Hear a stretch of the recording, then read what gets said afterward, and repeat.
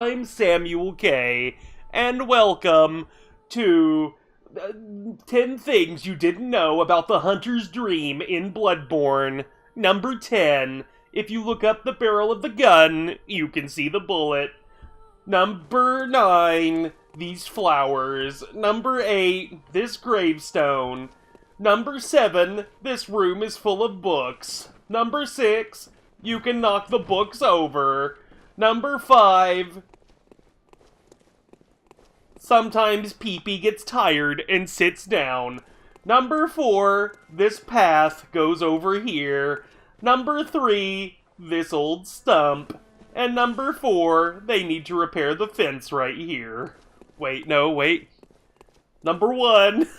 I think I forgot how the numbers were going there. Whatever, it doesn't matter. It's a bunch of bullshit.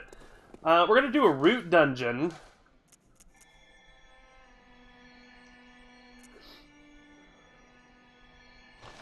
Are we?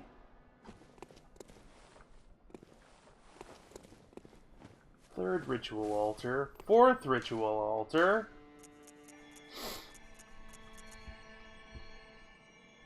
See, I need to do a lower Pathumnuru.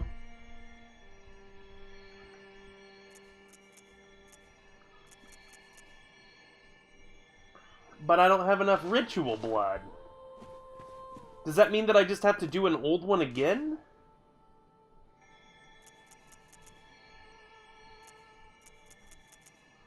Like, if I remove the chalice... No. I'm not sure. I need a third tier of ritual blood. I've got 3 of them, it says. Or I've got 8 of them, rather. How many do I need to do this? I need 9. And I'm not sure where to just get another one. So what I think I'm going to do is I'm just going to go down here, I guess. If I can run around in here and see if I can get like a monster to drop one, maybe? Hey Shane, welcome. I'm just playing some Bloodborne. Need to get a drink. Oh, that's good. That's room temperature water that's been sitting there since noon.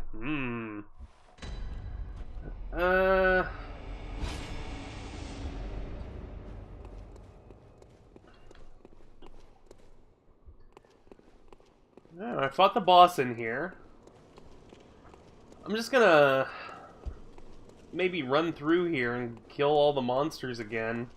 I mean, that's the best I can think. I'm gonna have a cough drop, if you guys don't mind. I'm still a little snuffly from my cold. I always feel that, like, I get over the cold in, like, 4 days, but then I'm, like, stuffy for a week.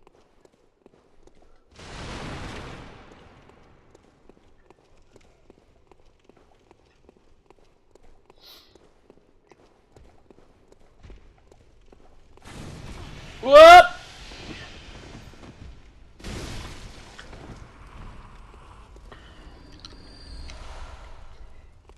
Oh, wait, what did I just pick up? Oh, yeah, I'm fucking done. Alright, I'm out of here.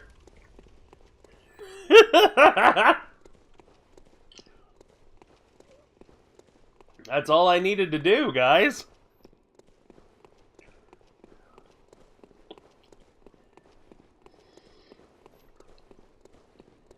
Well, that was easy.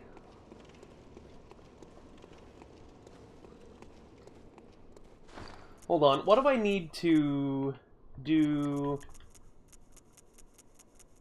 this chalice?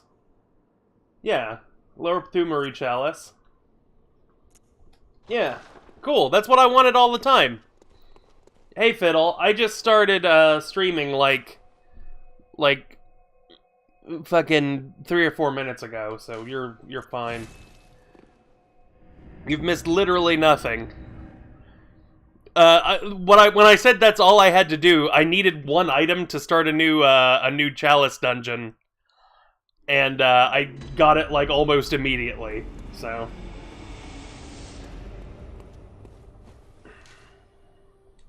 Hold on. You know what's something I haven't done? I'm gonna put on a thing that helps me find items more.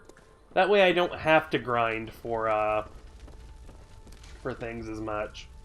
Right? Raises stamina. Let's take this one off.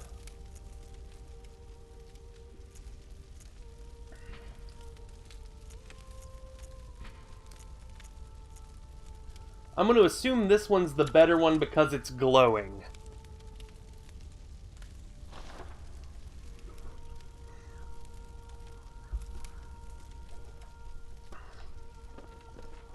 Alright.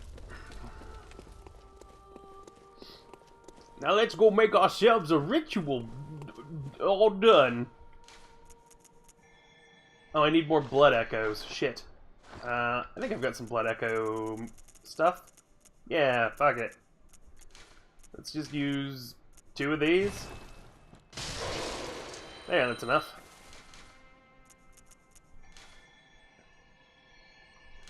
I'm gonna conduct the shit out of this ritual.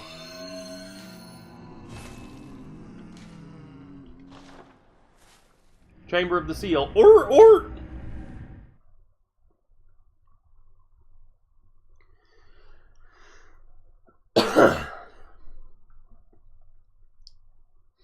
So how's everyone doing tonight?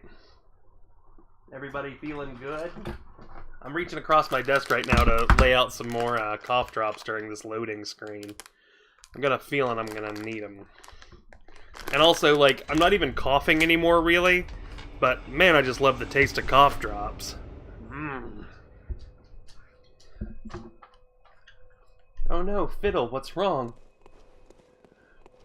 What's happened? Have you been orphaned? Did your is that it? Is you an orphan now? Is your parents abandoned you?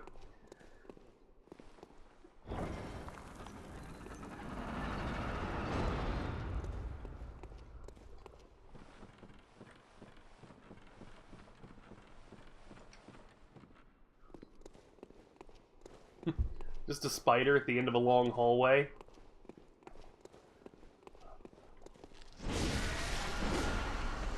If there's one thing I've learned about Soulsborne games, though, is it's like, if you're in a long hallway, don't walk down the middle of it. Just kind of keep off to one side, usually, is a wise idea.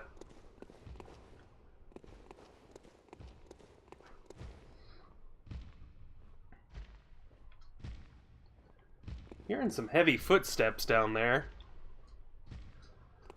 Oh, Fiddle, you have to take your mom to the airport. Where's she flying? To visit her other children that she loves more?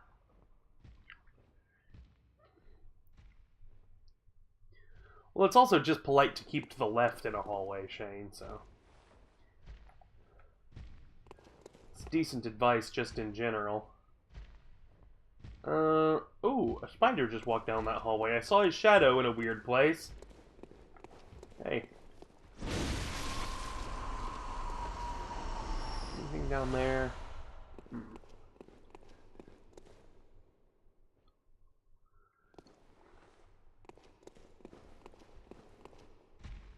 Oh wait, yeah, you're supposed to hang out on the right in hallways. I also... No, I'm not British, I just don't know right from left, Shane. I think I've mentioned several times during the course of my streams and my Let's Plays that I'm a bit of a dullard.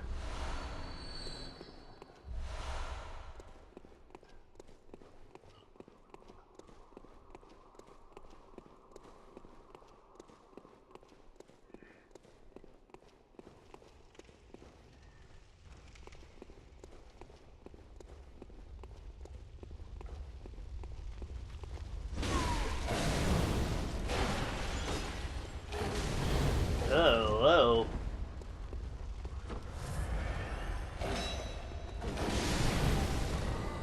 hold on, I'm killing the hot poker twins here.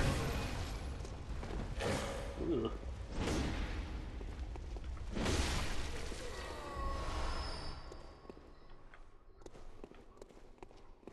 That wasn't so bad.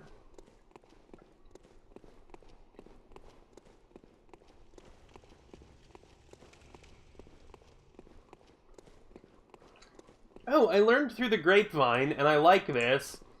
If the blue candles are lit, that means you've already been in this room. I kind of like that. Like, obviously, like, also if there's dead bodies all over the floor, like, you've been in that room, but it's also a good indicator, is having a blue light. Like, these lights are like, oh, you're going back the way you came. Yes, I know.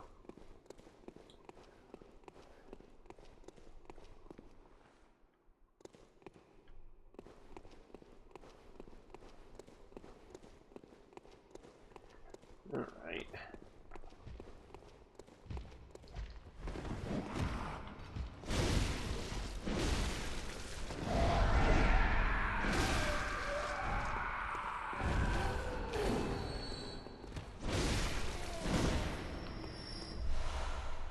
Ah, some Ritual Blood 4. Excellent. That's what I want.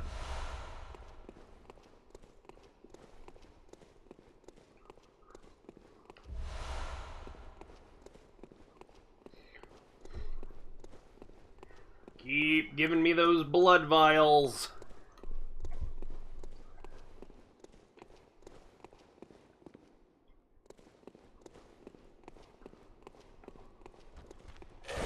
I saw you hiding over there.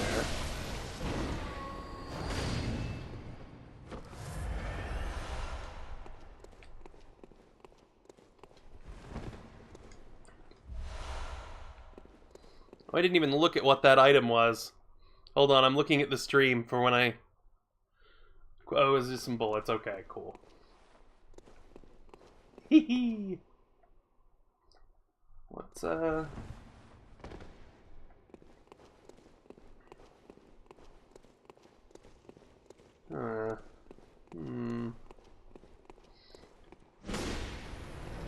Somebody also told me there were secret walls in Chalice Dungeons. Ha ha ha! So I decided to start... I was talking about Dark Souls with somebody, and I was like, I found a lot of... I think I found most of the illusory walls in my blind run, because I was just hitting walls everywhere. And they were like, oh, there's illusory walls in Bloodborne, but only in Chalice Dungeons. And I was like, well,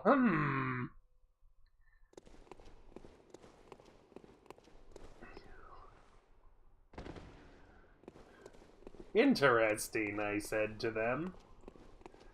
And look at that, I found one right off the bat the first time I tried. That wasn't one, though. I'm gonna go back to that one room that had a bag boy walking around in the bottom of it. Seems to me like that might be important. And I don't think it was this room. Oh, it might have been. Okay.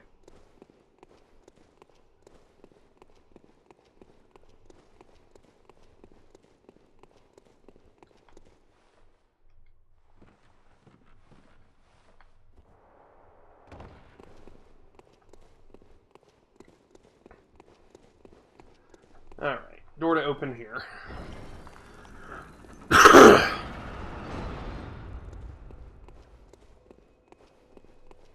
Really? Okay.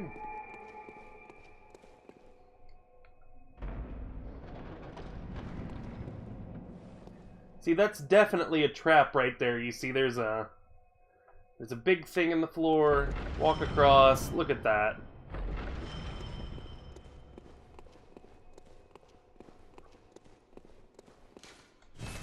That's the kind of stuff that you'll only see from a veteran Soulsborne player, when there's a giant switch on the floor and then a bunch of screaming, lit-up monster statues across the room.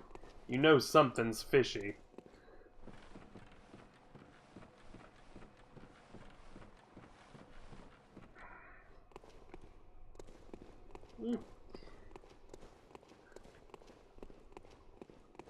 Is that a door? It is a door. Doesn't open from this side. Okay.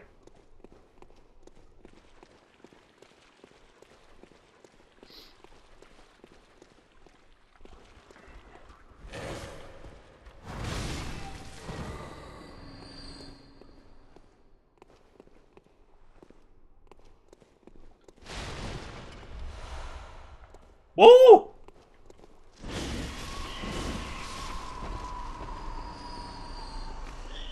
Okay, ring-a-ding bells in here somewhere.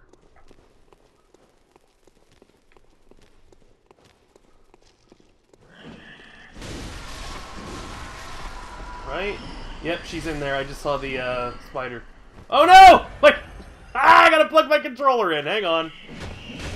Hang on. I gotta get to ring-a-ding bell first. Where is she?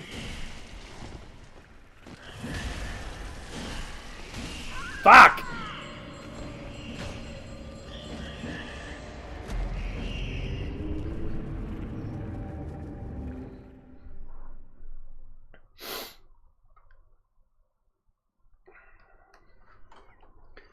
Oh good, Shane.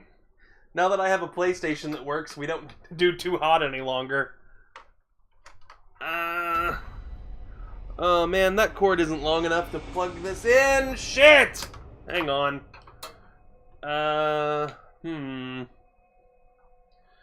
What happened to the Kindle charger I had in here? That plugs in. Oh, I could just... Hang on a second. I could just plug it into the PlayStation. Let's do that.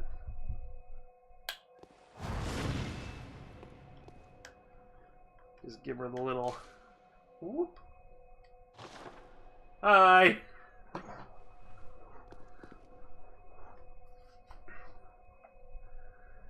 Let's check. Okay, now it's charging. We're good.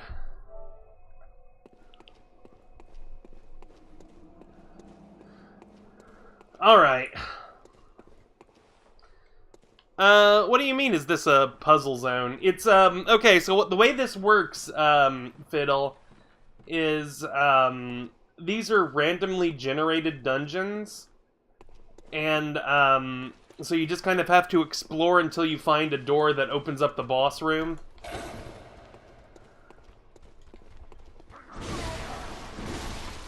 But there's also, like, decent treasures and stuff in these areas, so...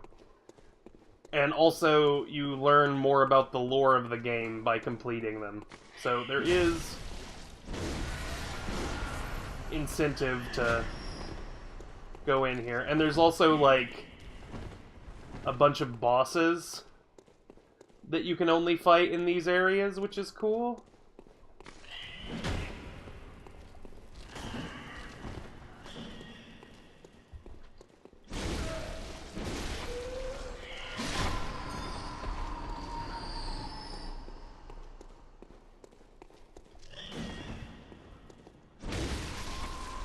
Give me that. What makes you absolutely sick, Fiddle? Level design.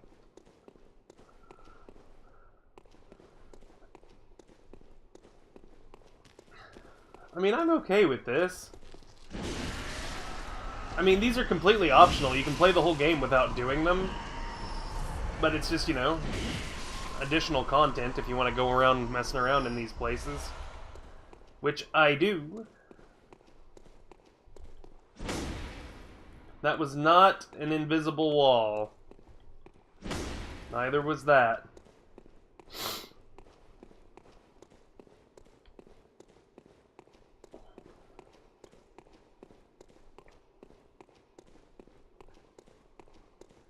Yeah, what more could you want other than cool red spiders, Fiddle? It's great news. Oh, you're new!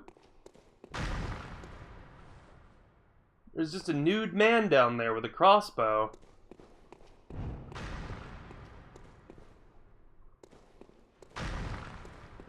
Here I come!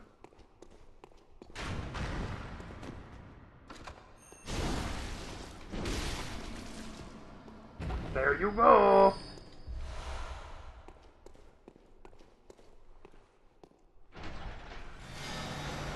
Nice!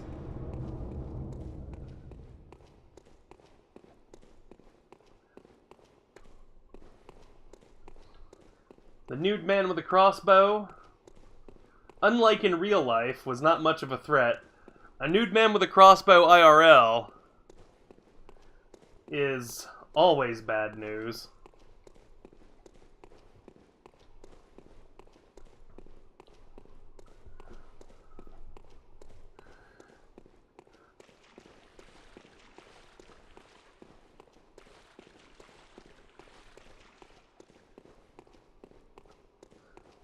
Finna, how come you're always coming in here being such a grouch? Come on, man, lighten up. I like the rechargeable battery in the PlayStation. I've always got to put new batteries in my Xbox controller. This is more economical.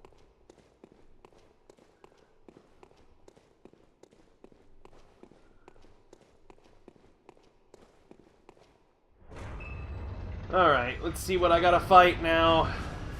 The Merciless Watcher! Oh, it's just 3 of these guys? Really?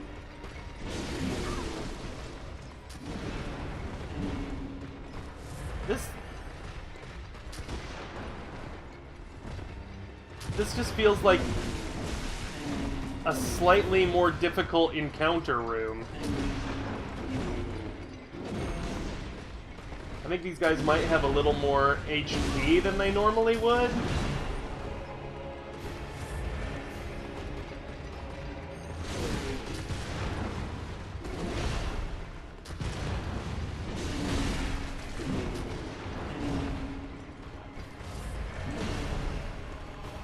Yeah, I'm not at all concerned about this room, if I'm being honest.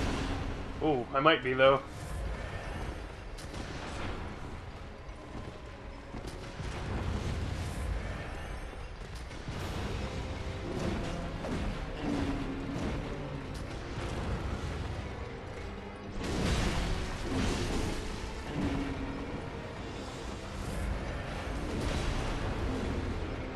Why would you want to go back to controllers with cords, Fiddle? So that every time your damn dog walks through the room, you have to lift it up so he doesn't pull the PlayStation off the wall? Come on, man.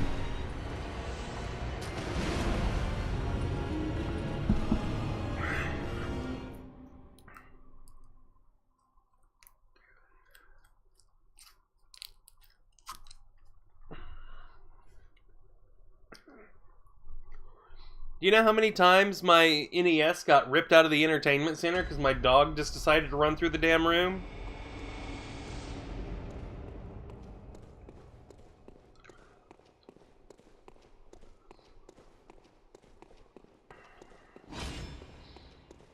I'm gonna try to parry these boys a little bit.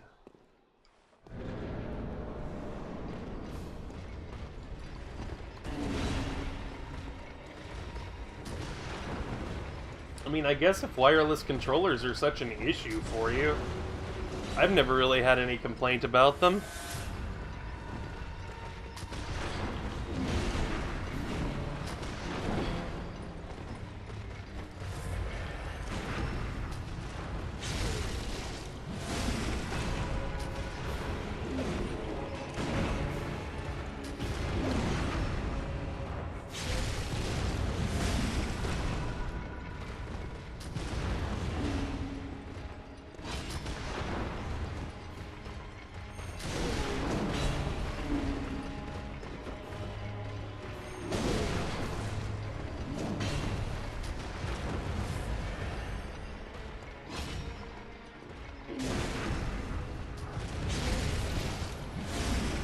There went one.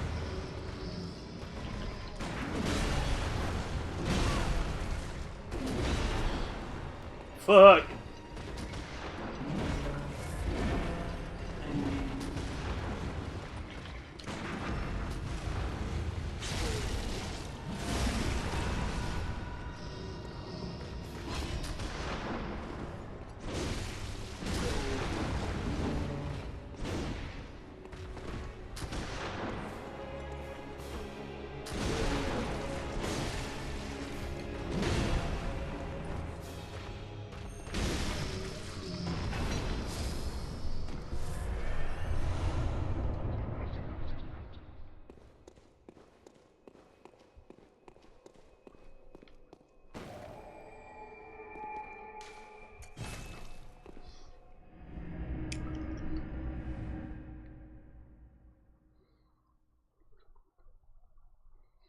Eric, excellent point. They do have cords. They're detachable. Thank you. Very well. Let me stand close. Yeah, there is some random whispering going on in the game. They do that to add some ambiance. Well, good hunter.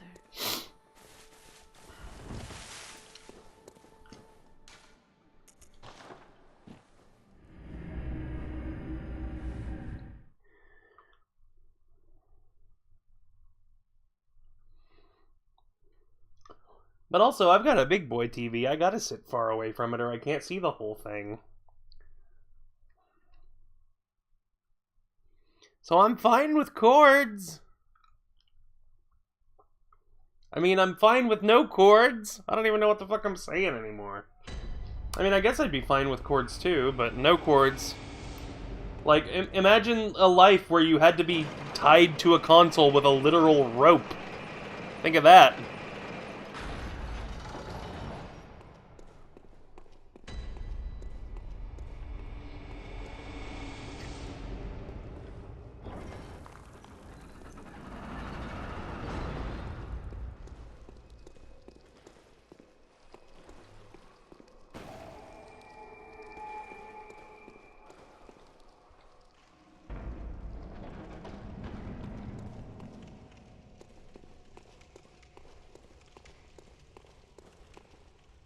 Well, well, well.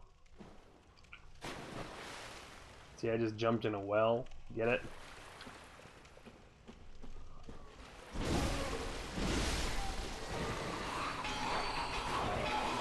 What are you... Okay.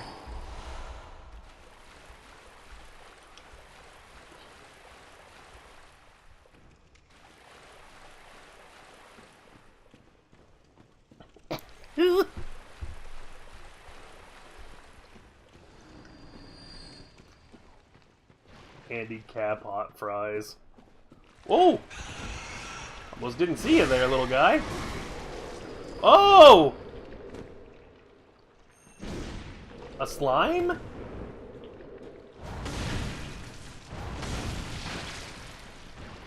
Ugh. Stop!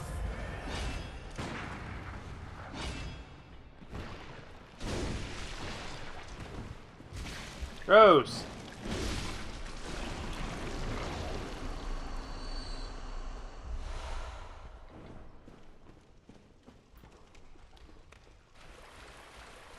You know, I'm not sure if I've ever had hot fries.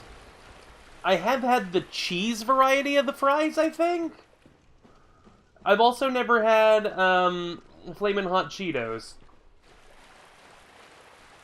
Just, for whatever reason, something tells me I wouldn't like them.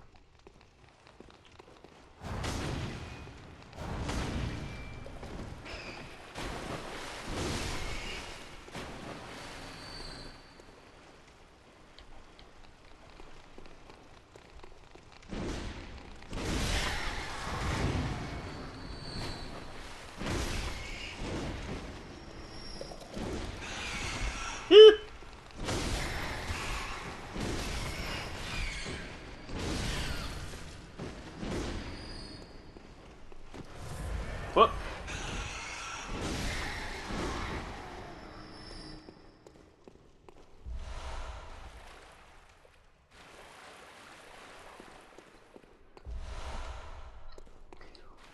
You can't buy hot fries from a drive-thru. They're not a... They're a convenience store food. What drive-thrus do you have? Like, you can pull up to a drive-thru and order, like, a fucking scratch-off ticket and, like, a wet sandwich? Just drive through the front window of the convenience store. Drunk as a lord, 10 a.m. Swinging a bottle of rum out the window of the car. Fuck it.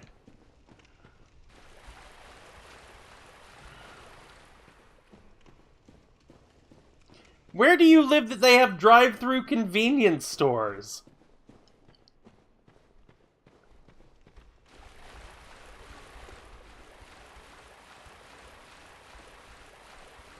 There is no such thing, and you are lying, sir.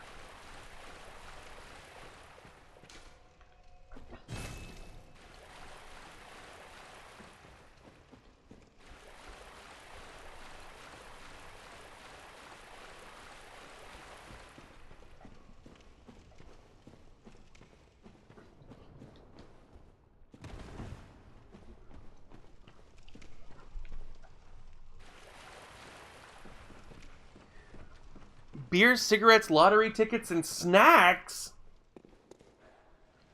This is insane to me.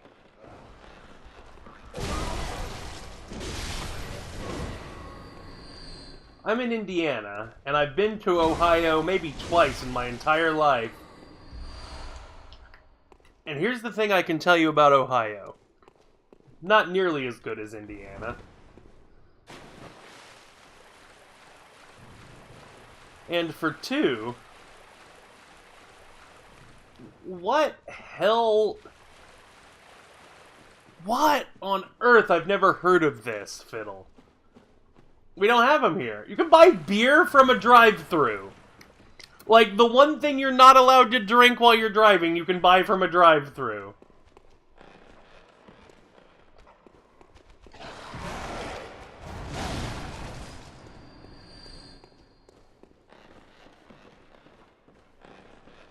I like the noise this makes.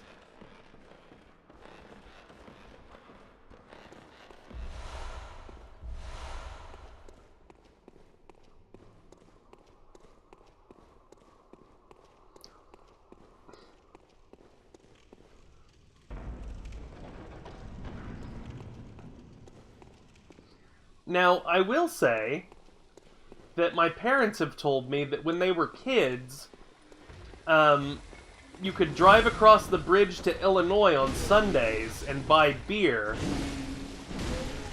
But it was from this guy who bought a bunch of beer on Saturday. And he would just sell it out of his trailer. And you would drive up to the window of his trailer and he would open the window and hand beer through the window to you.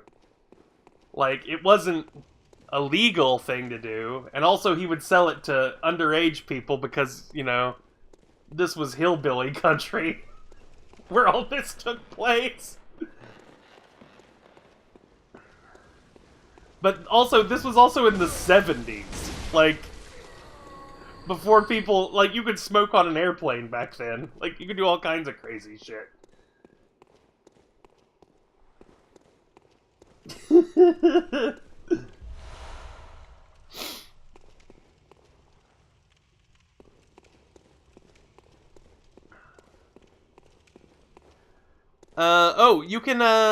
You can buy, alcohol on Sundays here in Indiana now, finally. That just happened, like, in the last 6 months.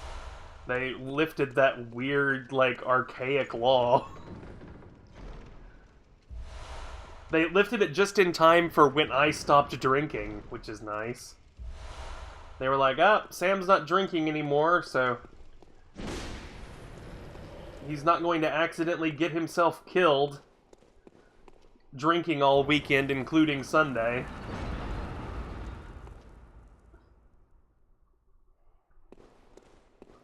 We can start selling booze again.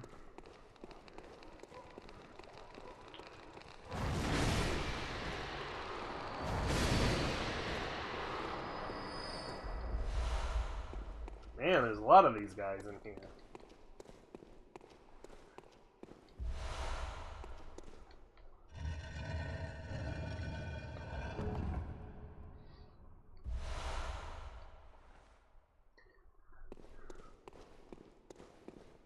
Gonna be back when Mike Pence comes home. Ugh. Don't remind me.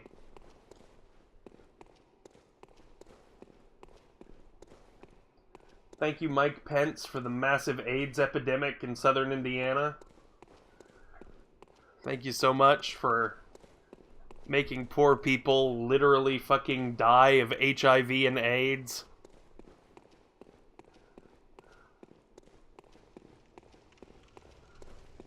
It's what everybody wants. We're finally living in the moment. We can just drink whatever we want.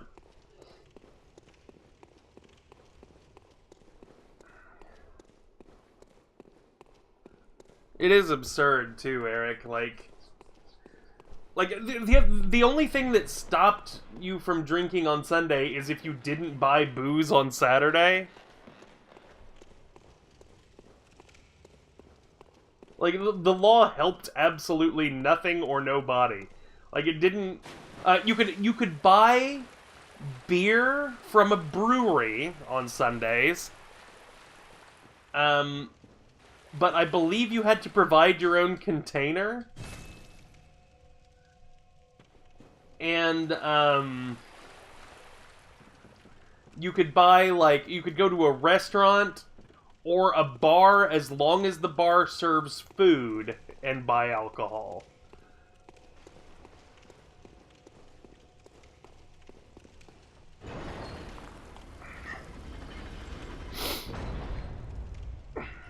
I do too, Shane. And it's about time that the United States of America, this nanny state that we live in, allowed us to drink a vial of plague-ridden blood that we found on a shit-covered werewolf in a dungeon underground.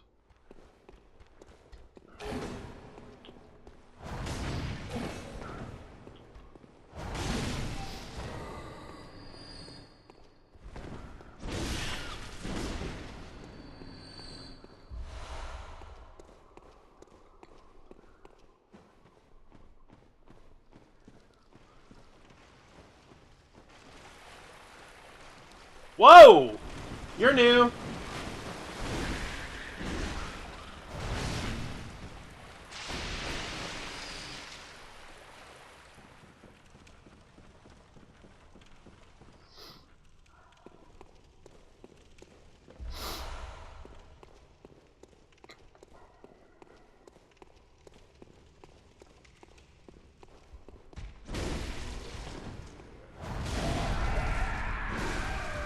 Well, like, here's the weird thing. Like, I'm pretty sure this was the law with the bucket thing. It had to be, like, an alcohol container, so you had to bring, like, a growler. Like, the big, like... The big, brown bottle to put the liquor... to put the booze in. But you could buy a growler empty from the brewery, but you could not buy... Like, here's the weird thing. You could not buy a full growler from the brewery. So, like, they sold the beer and they sold the growler, but they did not sell the, Ooh, I wonder what this is. Ah, a bridge.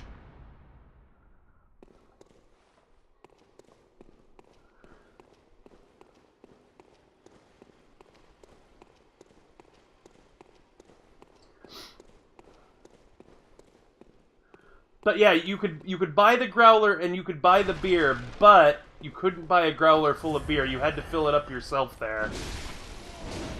Yeah, the craziest fucking rules. Also, shit.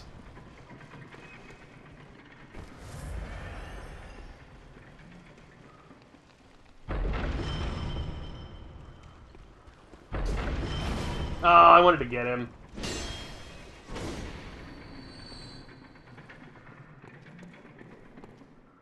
Pretty good trap.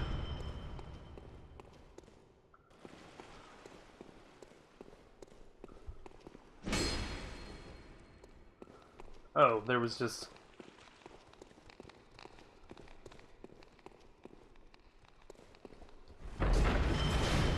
nothing down there, huh?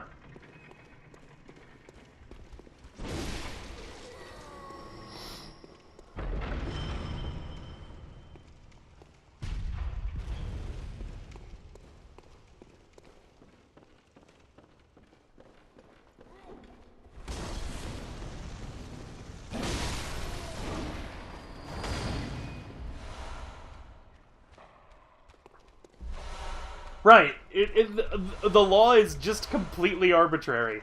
It was like it was a technicality. Like, oh, so technically you're not buying booze. You're buying a growler, and then you are filling it yourself with booze. Like, it's so weird. But those laws no longer exist. We now live in a civilized area of the country where the government isn't protecting us from sin.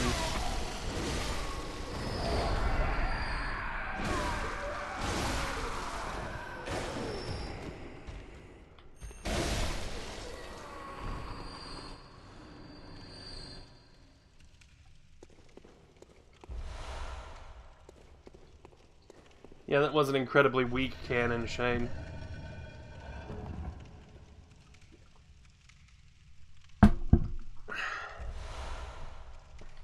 Really?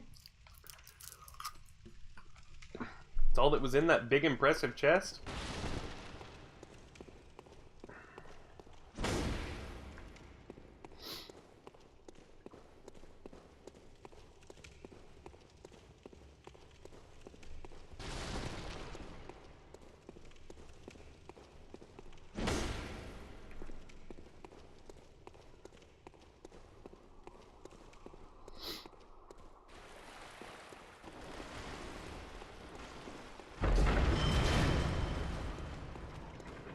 I mean, I guess my question right now to you, Fiddle, would you be bottoming to the Mothman? Is the Mothman a top? Because I don't know if I don't know if the Mothman gives me top energy so much.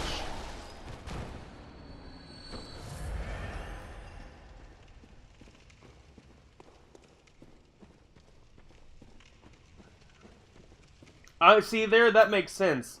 The Mothman would be verse, because he is an extra-dimensional being. And so, like, in a manner of ways, he walks between the worlds, like in more ways than one.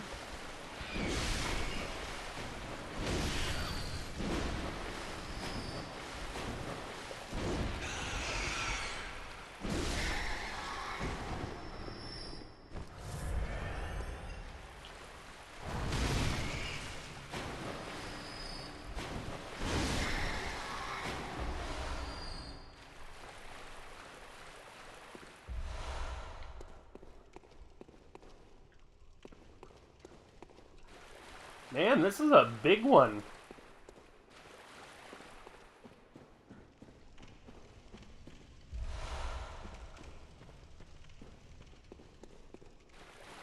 I also want a Shape of Water knockoff about the Mothman, Eric. That would be wonderful.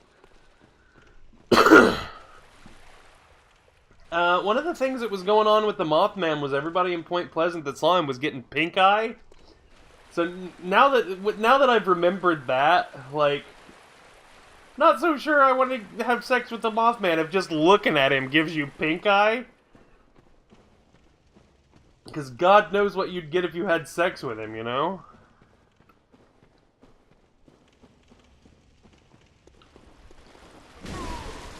Would it be worth it?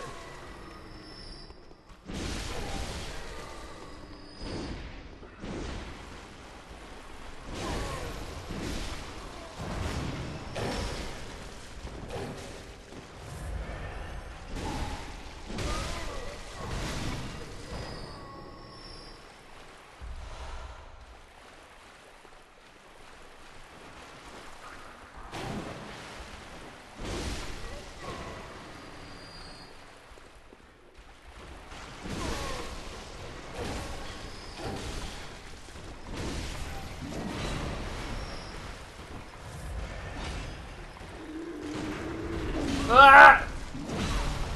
Fuck! Damn it.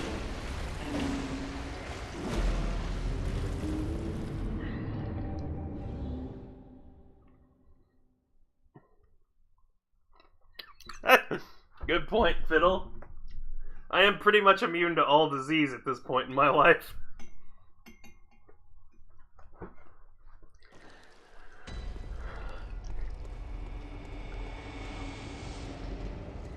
Something slightly disgusting, but, like, funny to me, is that, and here's the thing, friends, I don't mind admitting this to you guys. I was very nervous about going to the dentist because, when I was having a mental health crisis earlier, this year and the year before, I more or less quit brushing my teeth for, like, 6 months, just because I was just like, what's the point? We're all worm food. And I had a dentist appointment this week. And I was expecting, like, my mouth to just be a fucking wasteland of fucked up teeth. I had absolutely 0 cavities. Had a chip in the enamel that looks like I bit something I shouldn't have. But they're just gonna, like, sand that down for me. Gums are normal. No gum disease.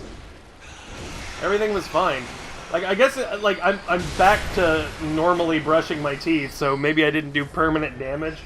But I was just, like, convinced they were gonna be like, yes, we're gonna have to replace your teeth with wooden and animal teeth, like George Washington. Like, because it's that bad, we have to go back 300 years. Wait, what dirty pickles did I rub in my eye, Eric? I don't know if I remember that.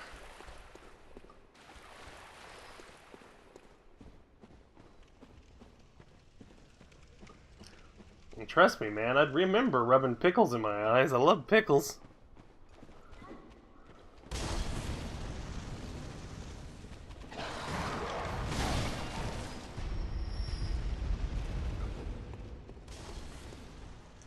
I think the thing with my teeth, Shane, is that I have, like, supernaturally good teeth. My mom and dad both have fillings in, like, literally every tooth in their head.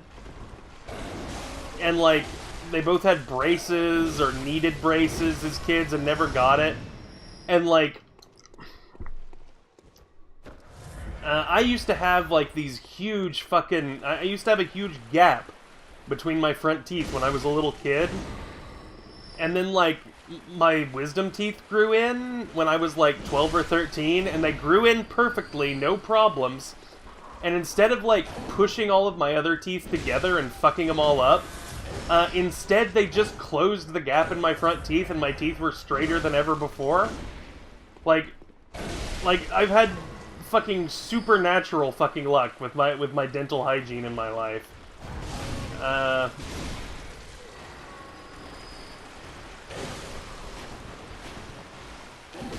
Oh, yeah. The Mexican restaurant that got shut down. I didn't rub the pickles in my eyes, Eric. I just ate them.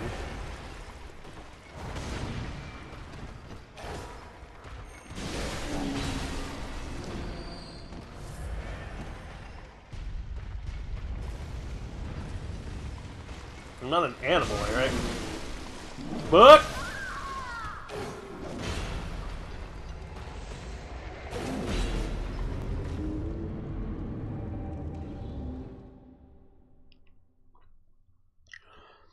Jeez Louise, Shane.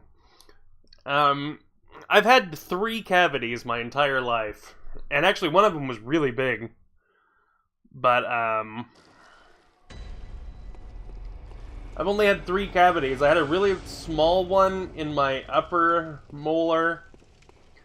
A little one in, what's that, the bicuspid? Like the little one in front that's almost a molar.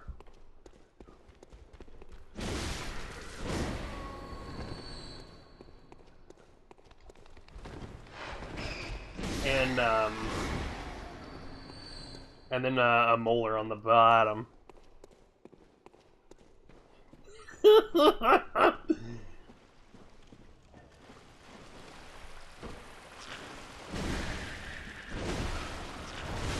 That's like incredibly good design on that scorpion. Like, that stinger is very upsetting looking.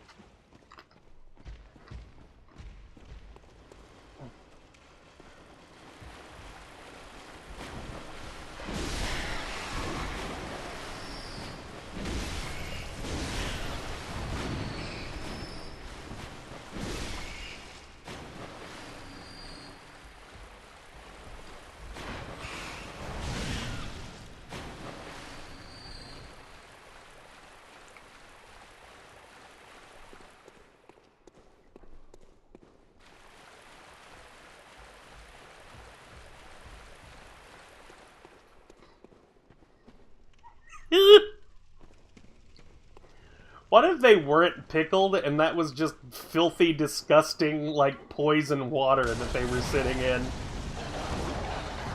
Like, what if... Oh, I did 666 damage to that dog. Did you see that shit? Hail Satan, everybody. Yeah, what if they weren't pickled vegetables? They were, like, originally just, you know, just in that bowl. And that was their own soup. I was just like, these are free. Yum, yum.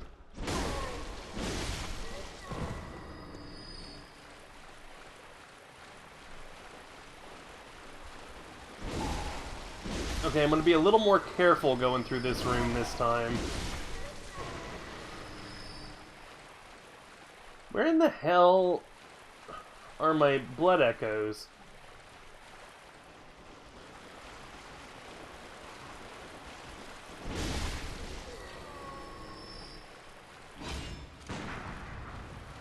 Come get some.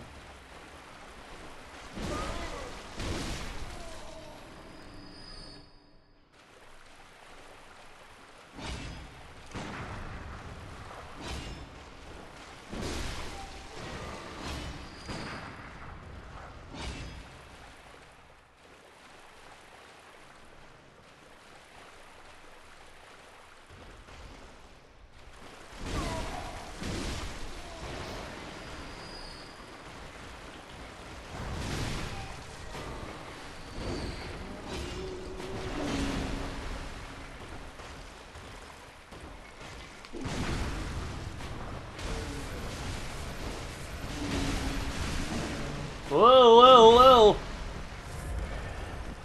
Careful!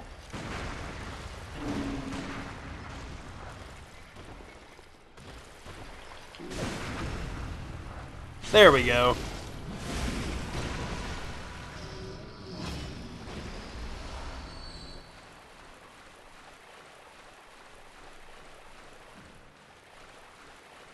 I'm gonna look around in here.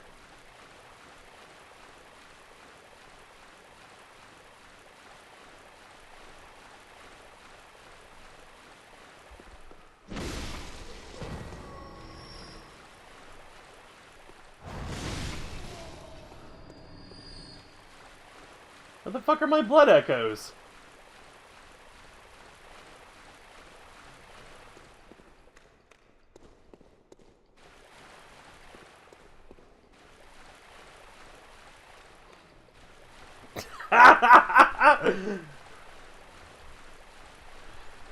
I wasn't in the restaurant, I was behind the restaurant in the dumpster. Mmm, these pickles are wonderful! Workshop Haze Extractor, what's that?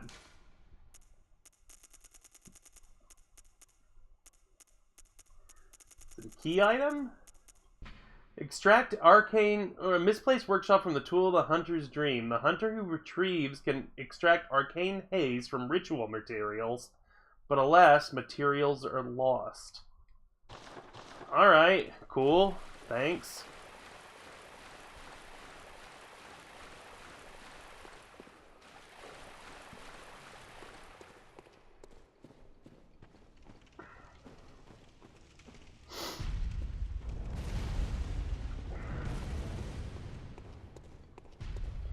Where in the fuck are my blood echoes? There they are. Okay. Those were invisible, right? Yeah, I just watched the stream. There was no way anybody could see that. Alright.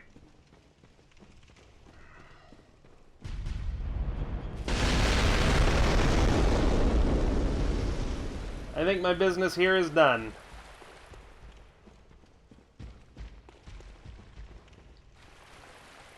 I think I got everything on this floor.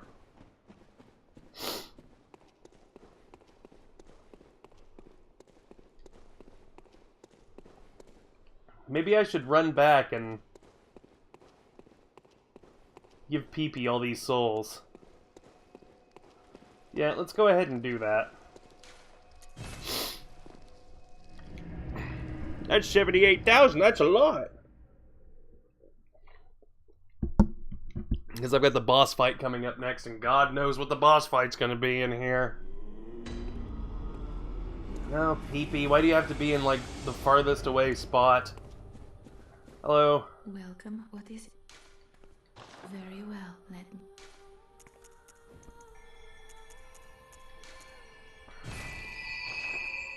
Alright, bye, Pee-Pee.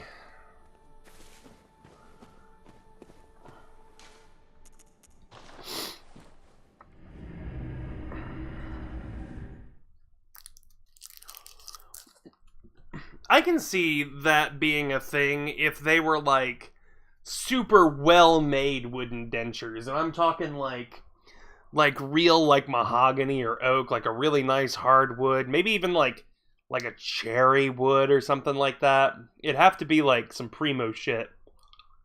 But I can see people being like, "Ooh, you've got those varnished wood dentures." Because like, I guess like a rapper having a grill, like that's not too much different, right? That's fashionable. What we got in here? The undead giant. Nope, he sure is.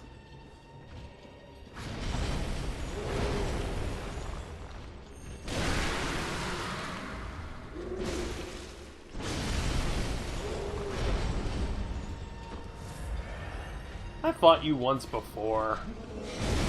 Whoa!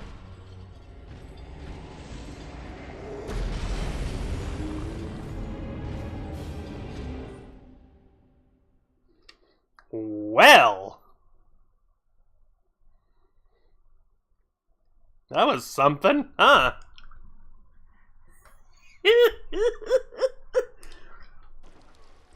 I mean, the first time I fought this guy, he killed me in one hit. So I was like, oh, okay, I'm probably good now.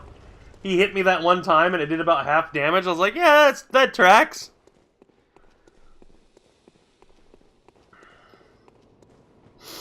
Alright. Hey, I'm back.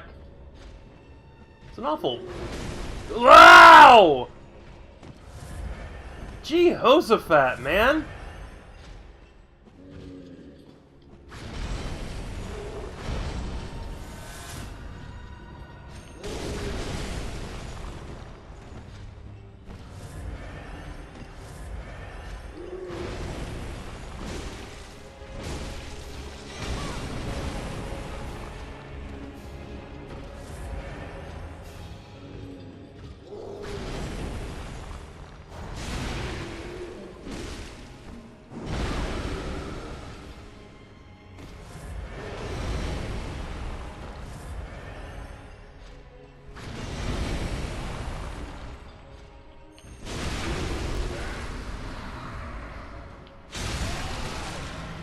There you go!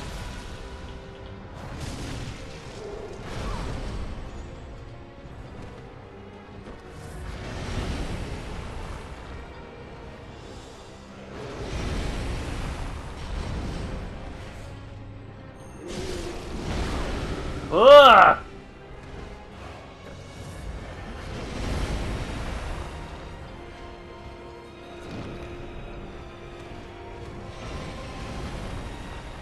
Okay, he telegraphs the spin.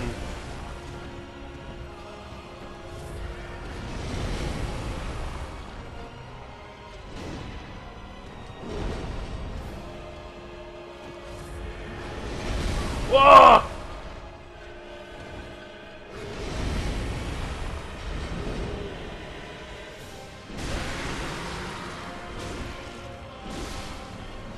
There he goes.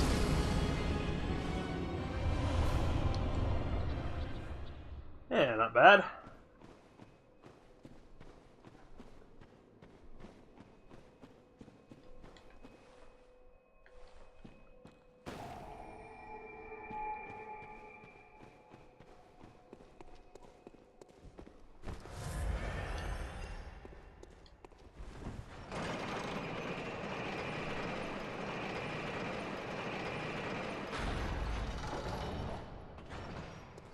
This is a very odd conversation taking place in my stream.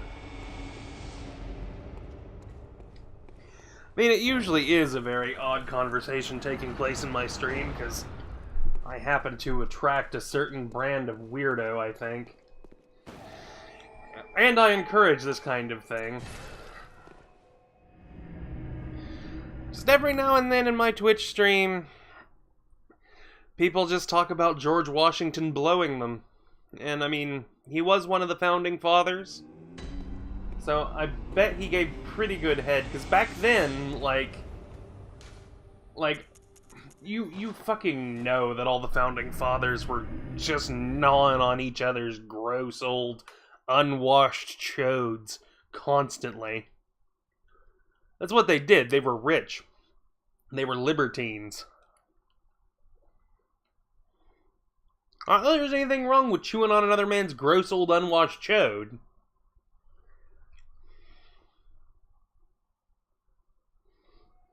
I do have my stream marked mature, right?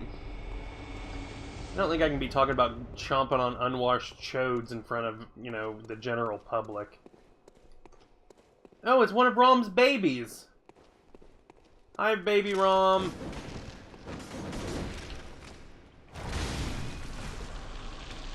Bye, baby Rom.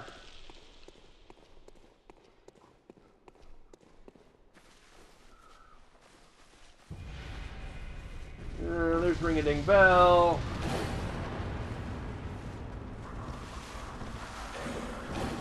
What up?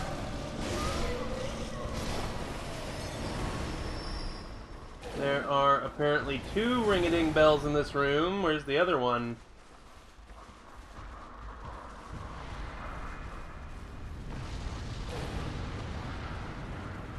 What?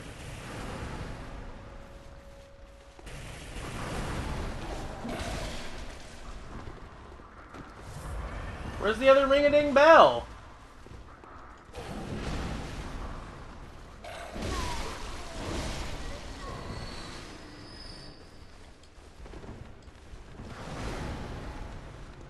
That one came from that way.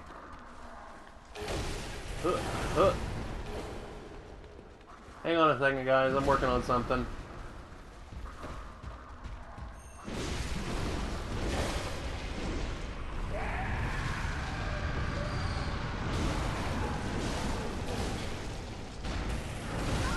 Shit!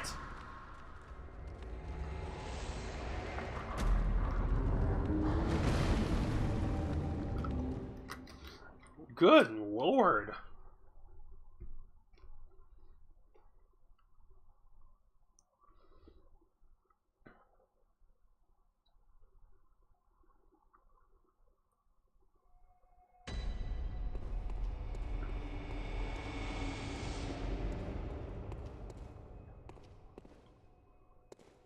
Okay, that's the way to the boss.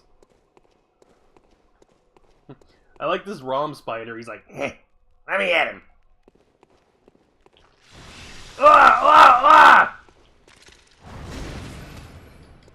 Oh yeah, if you attack their head, it doesn't do any damage.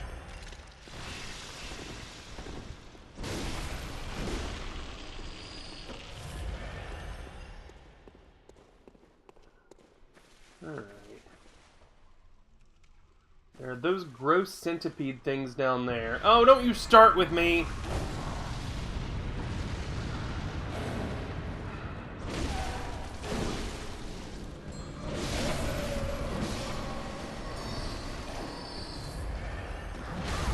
Fuck!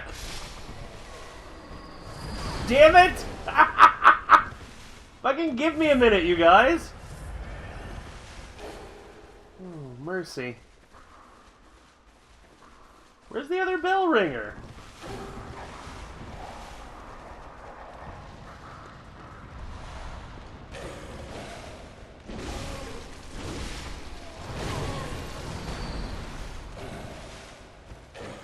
Or sometimes do I just have guys made out of blood that didn't come from a bell ringer?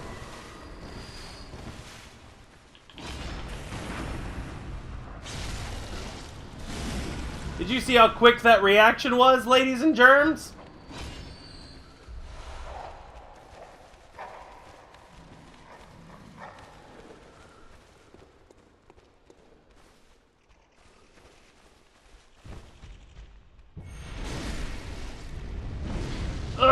No!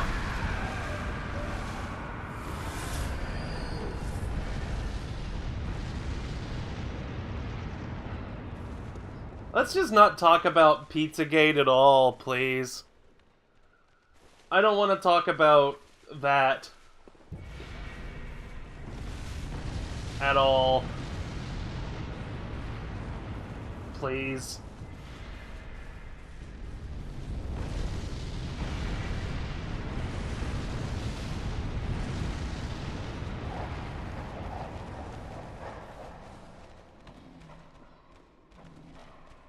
There's a hunter and some dogs down there.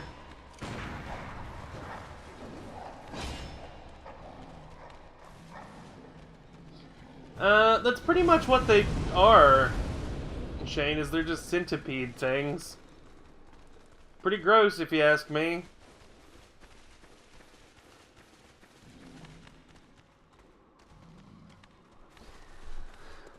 Oh, boy.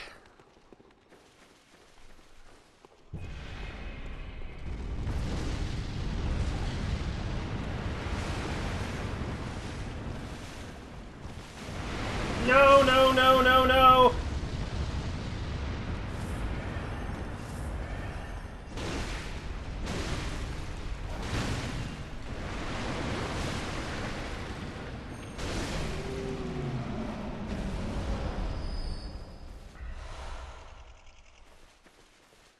Arcane Haze! All in my brain!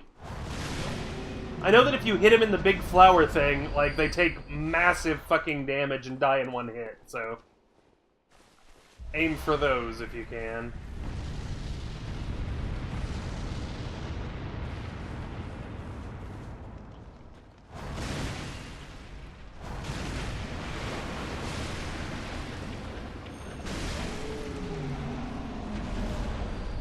They look a lot scarier than they are.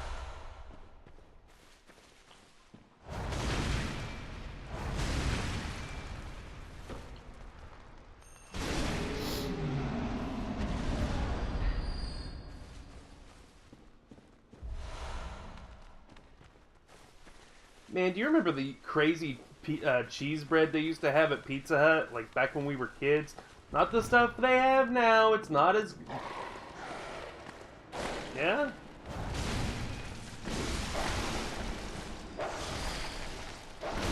I like these dogs. They're very scary with their big red eyes.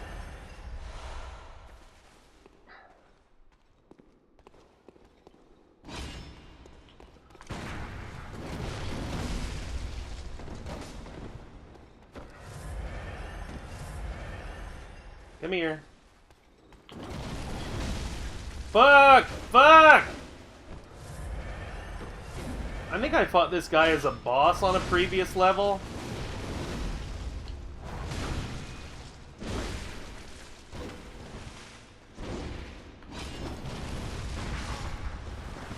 Whew! Bye!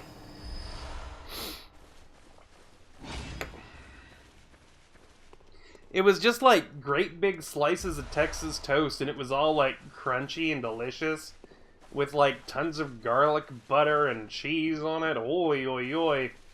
It was a heart attack waiting to happen, I'll tell you that much.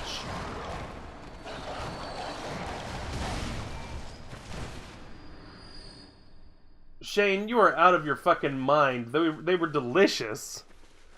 I mean the cheese bread, not the breadsticks.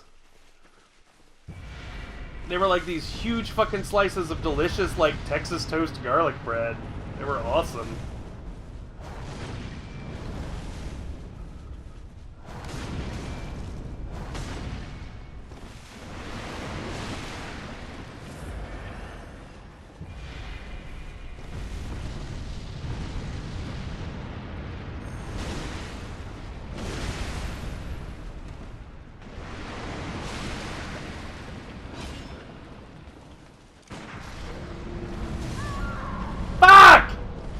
All that and I died? No, no, no, no, no. Not the cheese stuffed crust, man. I'm talking about the old Pizza Hut cheese bread. I don't think they sell it anymore. But it was the shit, man. It was delicious.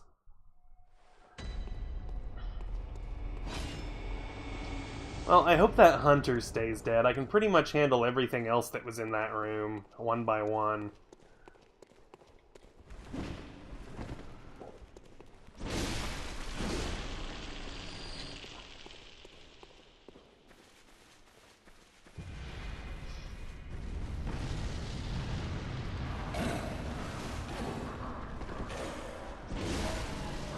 Turns out there is only one ring-a-ding bell.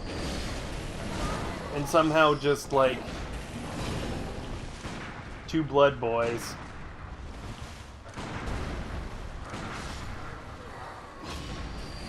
Wah!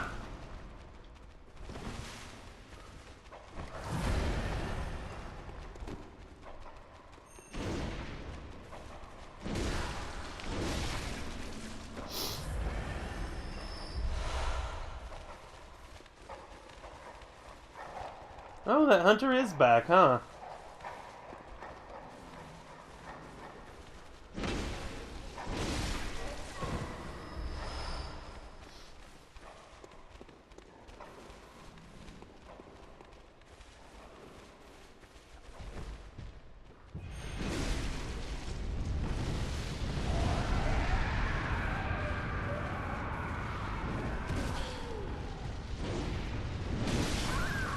Son of a gun!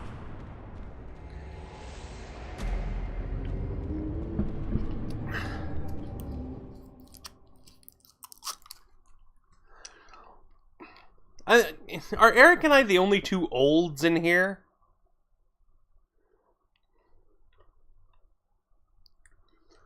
Because I'm sure Eric remembers this fucking cheese bread. I remember I used to go to my grandma's house. We'd get a Pizza Hut pizza and she'd order the cheese bread and we'd be like, hell yeah, this cheese bread kicks ass. And then she would, we would get, like, 16-ounce bottles of pop and then we'd put them in the freezer. And then she'd set a timer on the oven. Because she, like, timed out, like, the perfect amount of time for it to turn to slush instead of freeze completely.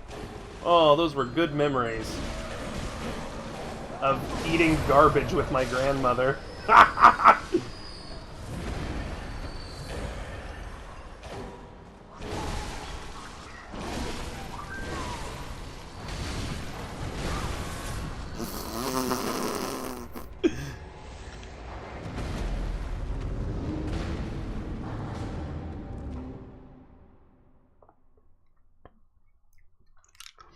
Maybe it was regional, Eric. My grandma Pat was like a crazy person with food. She was like super picky in what she ate. Like she didn't eat any vegetables whatsoever. She ate mushrooms, but no other vegetables. But she would just do insane shit like make microwave popcorn that already had butter on it, and then she'd melt like a half stick of butter and pour that on the popcorn out of the microwave. She was fucking crazy. Lived to the ripe old age of 82. Been smoking since she was like 13. Everybody was surprised as hell when she died.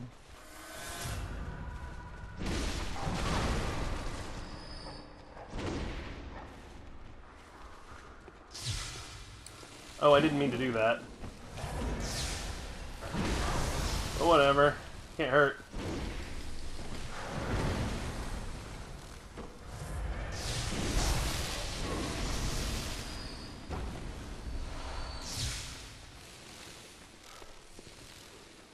Eric, you had a friend that did that? Were you friends with my grandma Pat before she died?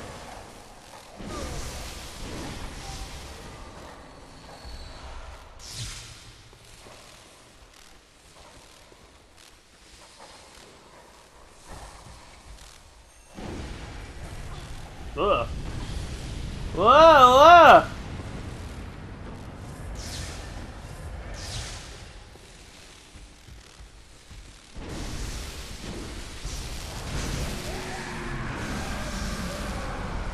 Oh, that was luck.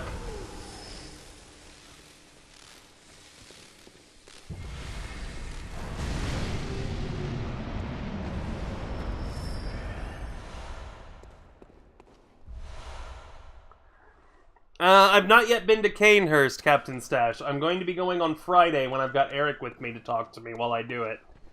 I'm trying to keep, like, actual progress stuff on, like, Fridays. Kind of, I don't like that. Backtracking and Chalice Dungeons I'm kind of goofing around with during the week.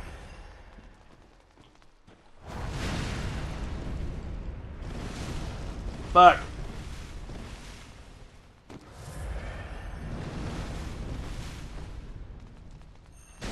There you go.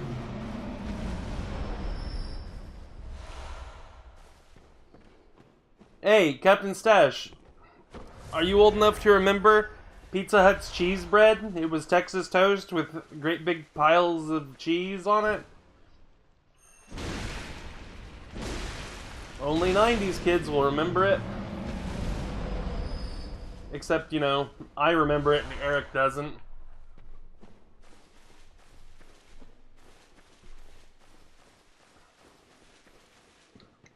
Eric was a 90s kid. Like me.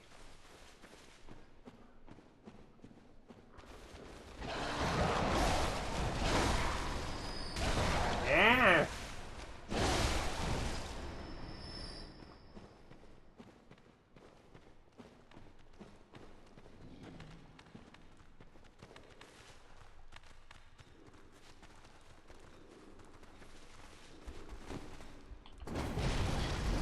You bastard!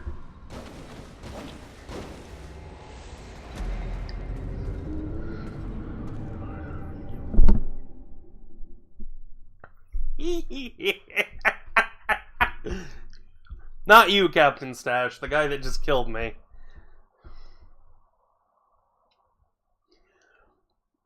Eric, did you have those Eureka's Castle puppets that weren't really puppets? They were just, like, hard plastic that could, like, theoretically fit over your hand? They had Eureka's Castle, and they also had the, I think they had Land Before Time puppets, too, if I recall correctly.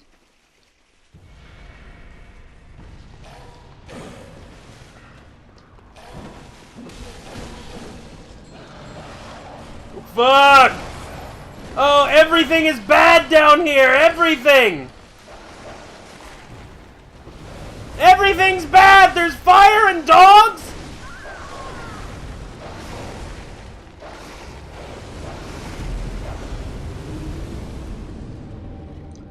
I know that I had Petrie and Sarah from Land Before Time, and I had Batley and Magellan from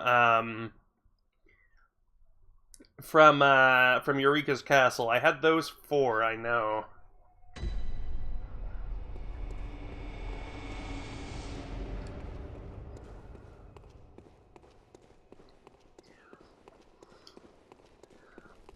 I like fire and dogs when I am in control of them, Shane. I'm not so much a fan of fire and dogs that completely fucking obliterate me and kill me in 2 hits.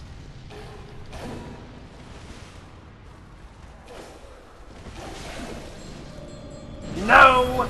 No!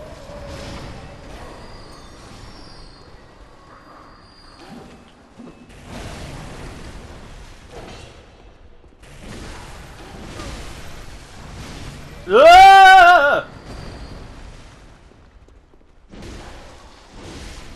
Okay, I can tell just by the way I'm playing right now that I'm starting to get impatient. And so that means when I start behaving in that manner, that I have to take a breath and relax.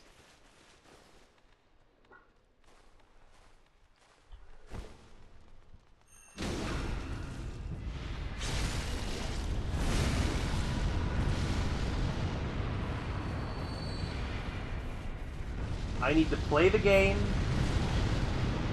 and don't let the game play me.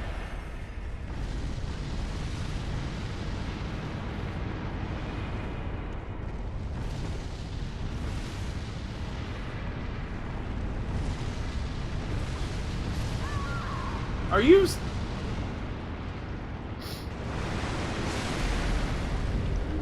Actually, that's a good point, Eric. I never really thought of it like that. Is like, it wouldn't get all slimy and disgusting.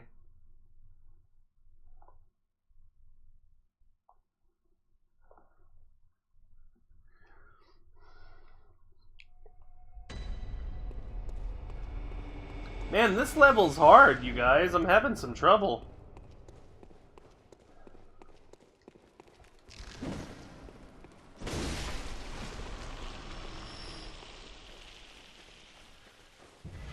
Okay. First target, ring-a-ding bell. Fuck! Fuck! Get out of there!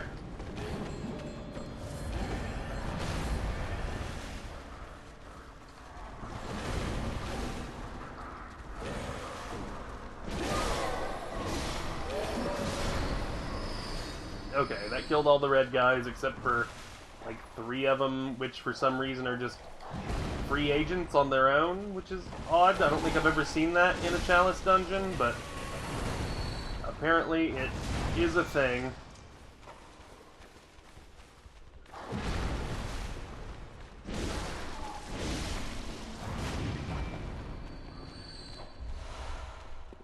What if I come down here and take care of these guys first, right?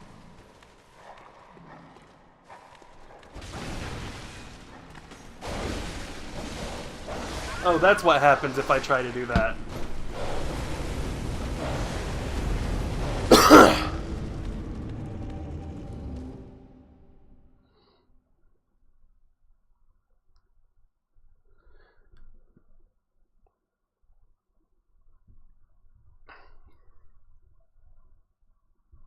We're fixing to do a whole lot of goofing around in this level, Shane.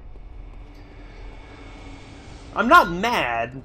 I'm just disappointed. No, I'm not mad right now. I'm just a little... like, holy shit, that's a lot to throw at a guy in the first room of this fucking dungeon, but... I think I'm on the last floor, so all I need to do is open up the boss area.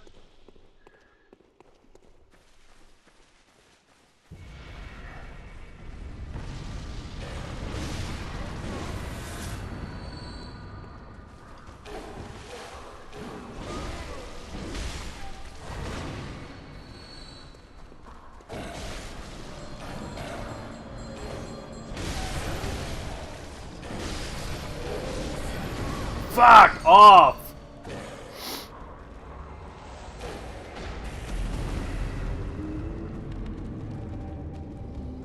I think I've got an idea of what I want to do here, though.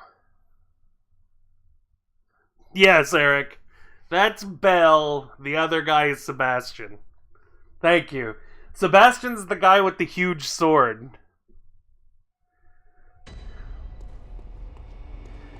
Slowly but surely, we're coming up with a lexicon. We're coming up with a bestiary for Bloodborne. There's see, we've got Ring-a-Ding Bell, we've got Sebastian, we've got oh shit, what do we got? We've got roast beefies, we've got bombles.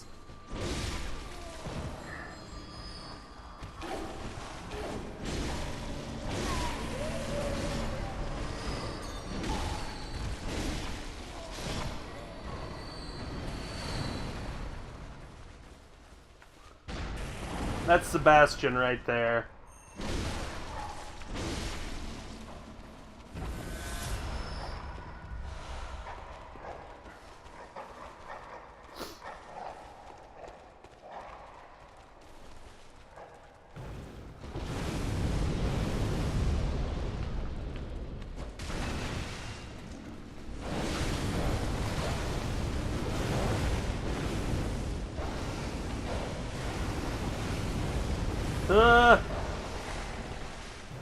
Ah!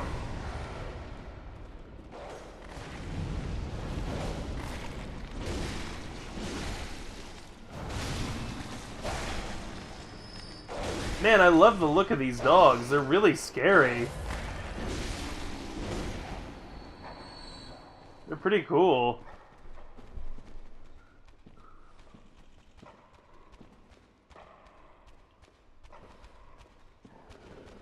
I see you. Oh shit!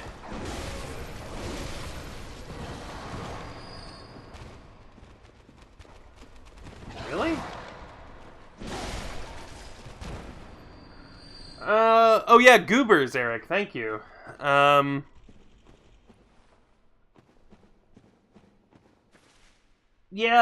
the new Pokemon starters. I'm okay with them. I like the rabbit. He's my favorite one of the 3, I think. Although I like the weird frog thing, and I can't even think of what the grass one looked like off the top of my head right now. Where did the witch go?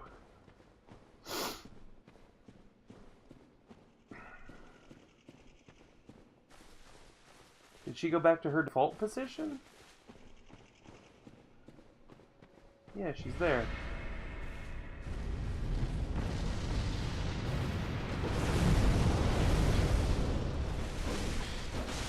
Fuck!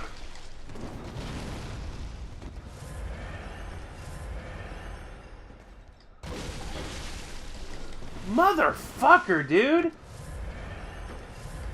Mother trucker, that hurt like a butt cheek on a stick!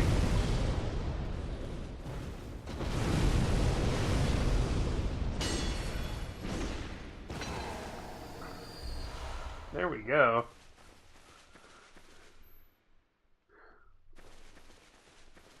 Oh yeah, it's a weird little, like, monkey with a beak, isn't it?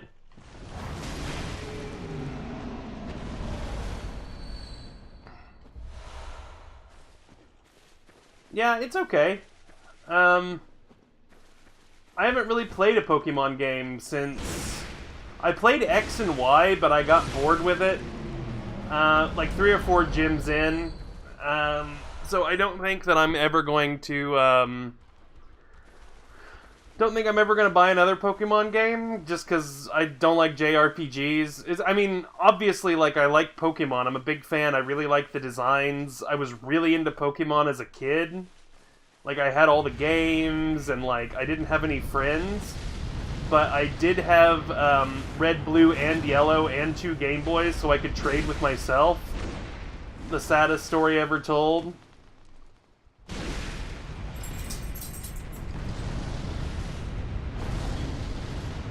Fuck!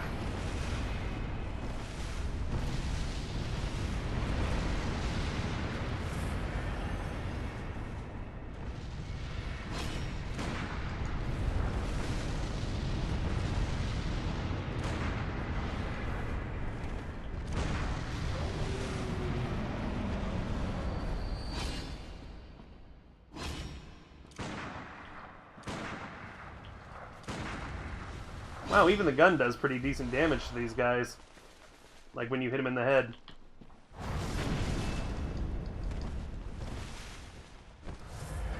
But they do pretty good damage to me, too!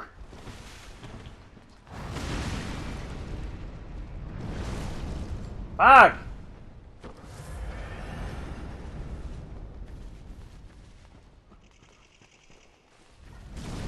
God damn it!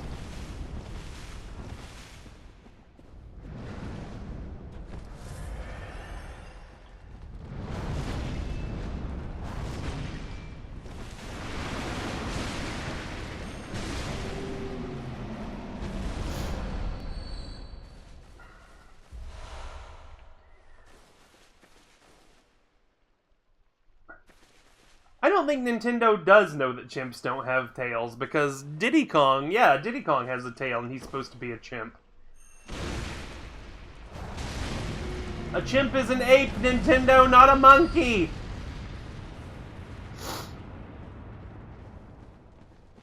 There's a difference, Nintendo! There's a difference!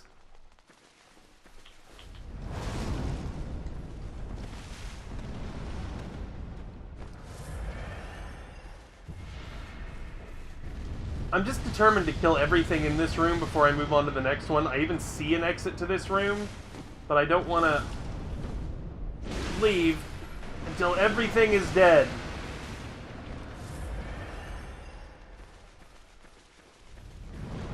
I could easily just run away, but heroes don't run from their problems.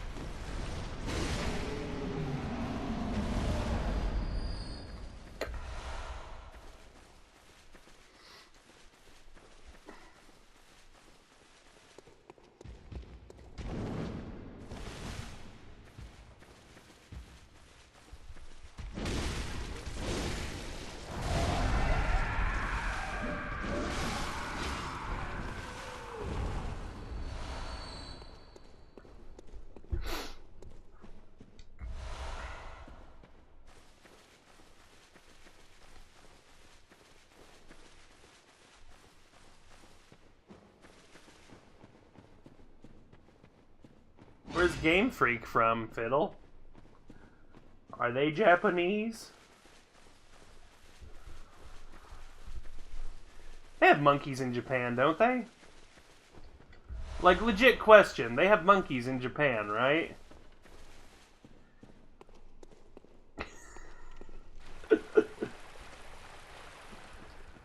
This is gonna be, like, I have a friend named Jen, and she's from Hawaii, and, like, every 6 months or so, I forget if there's monkeys in Hawaii or not, and I have to ask her.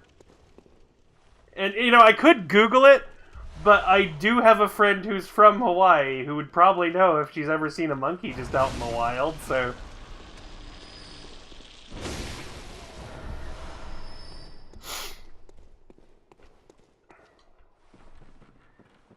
I could do my own research, but I have an expert in the field of Hawaii who lived there. I mean, she's naturally from Hawaii. She didn't just, like, live there for, like, 4 months and then leave. She lived there, like, most of the beginning of her life and just moved in the last few years. But she's my Hawaii expert, because I don't know nothing about Hawaii. I've never been there.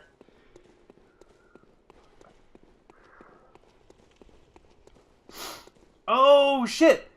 Eric, do they have those monkeys that, like, sit in the hot springs and they've got the big red faces? Is that the monkeys that you're talking about? Because I like those monkeys. Those are cool.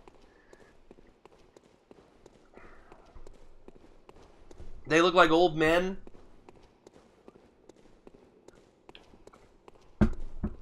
Yeah, those monkeys are awesome. I like those guys. They're cute.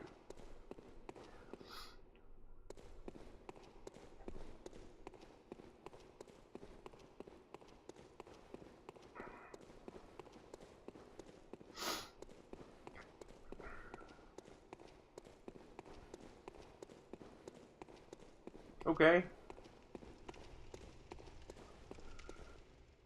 Oh wait, I think there was a door on the other side that I walked past. Yeah, over there.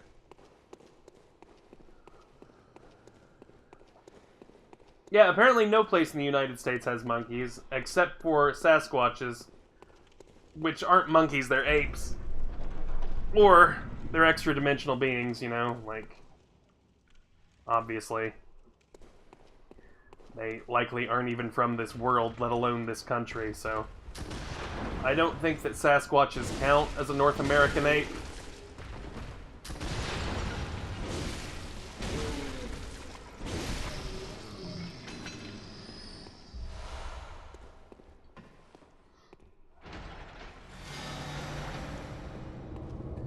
Jesus, it's about time.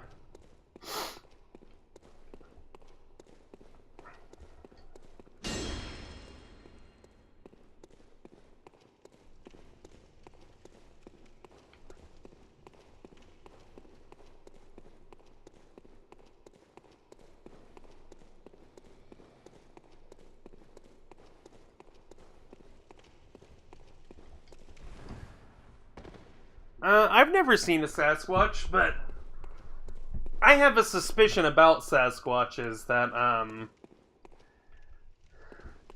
I do believe they exist. I don't believe that they're an undiscovered, you know, monkey living in America, or ape living in America.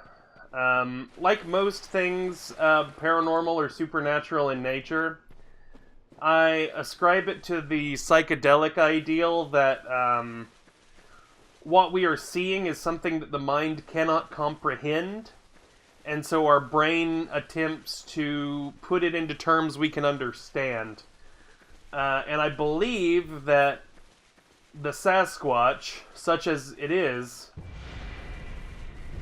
a being that exists in more dimensions than the 3 to which we are accustomed. And our brain sees it and goes, it's like some kind of gorilla?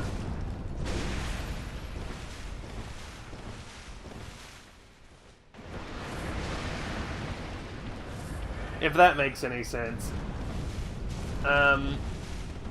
It's like, I believe in UFOs, but I'm not so sure they're, you know, travelers from a distant planet. I think that they are something else entirely.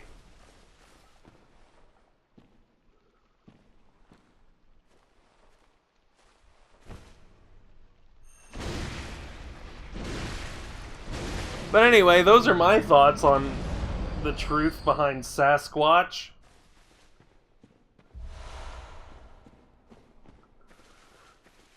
I mean, could be.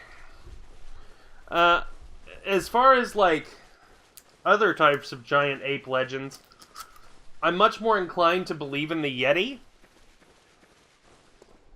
Because as much as, like, the places where people have seen a Sasquatch, you know, here in America are remote,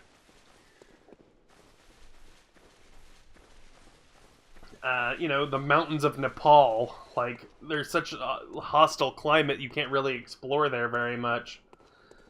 So if there were to be an undiscovered ape, somewhere in the world, my money would be on it being in the mountains of Nepal, where they've spotted the Yeti. Although, the indigenous people that live there think that the Yeti is like, he's kind of referred to as, like, the wise old man, and, like, shit like that. So he could be just, like, you know, kind of like the Navajo idea of a skinwalker, maybe? You know? Like...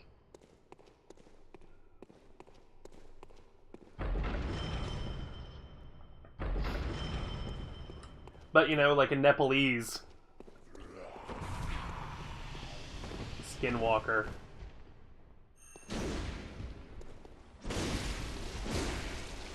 And that's assuming you believe in skinwalkers.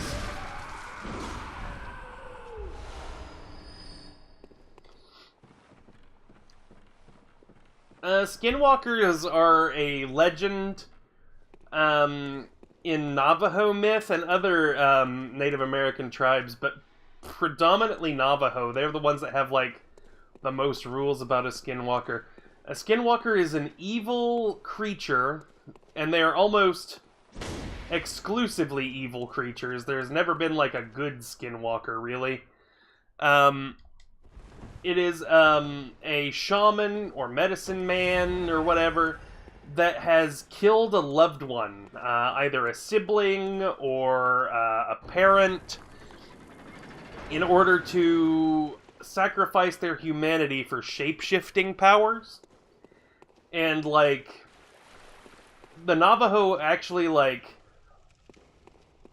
don't like talking about it. Like, if you want to talk about, like, you know, like a skinwalker with, you know, a native, they don't want to do it. They don't. They're like, we don't talk about that shit because it's, like, way too dangerous to talk about skinwalkers, which I like quite a bit.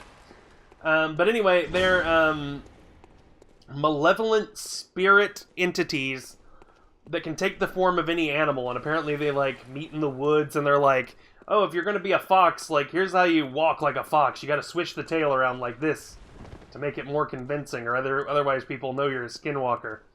And they'll be like, oh, that skinwalker's here to fuck with us and terrorize us. Like that kind of shit. But yeah, the idea that the Yeti is a transformed or, like, former human, or even, like, a differently evolved offshoot of human is kind of similar to what we would consider to be a skinwalker. Hello, my name is Samuel K. I know a whole lot about the paranormal. Hello.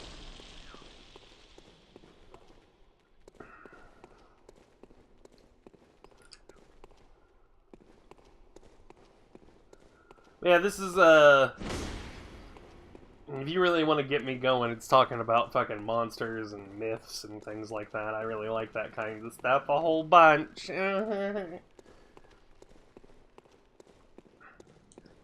But, like, I don't think that the Yeti necessarily has the same, like, negative connotation as a skinwalker. I think that the Yeti is more like, it's a thing to be revered rather than feared. Like, I think that the Yeti is benevolent, but it is also incredibly powerful. And, like, there are actually, like, communities of Nepalese people who, like, leave offerings for Yetis. And even if the Yeti is not a real thing, what they do is, you know, they leave, like, parts of their kill, like when they go hunting, outside of the village as an offering to the Yeti. And it could just be the fact that, like a snow leopard or some shit shows up and eats it. But because it finds the food outside of the camp, it doesn't come in farther and start eating people, you know? Like, that's kind of the prevailing idea of... Ah! No! I was doing so good, and then I'm... Ah!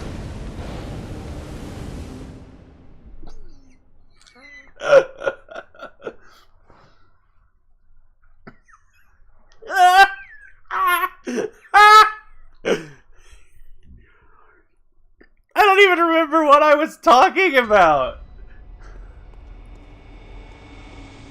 Something about monsters and yetis and shit. Oh my god.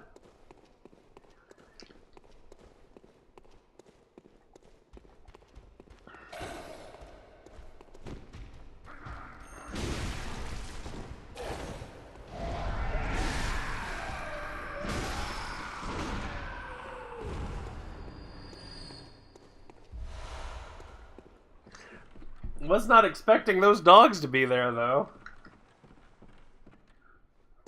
Oh, but even if, like, you know, it is just, you know, like a snow leopard or whatever taking the carcass away, you know, they say they're leaving it for the Yeti.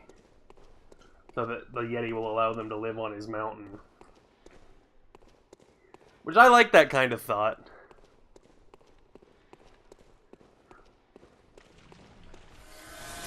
You know, the whole thing I was talking about, Fiddle, is that you have to respect the Yeti, and I don't think that you're being very respectful calling him a 70s porn star.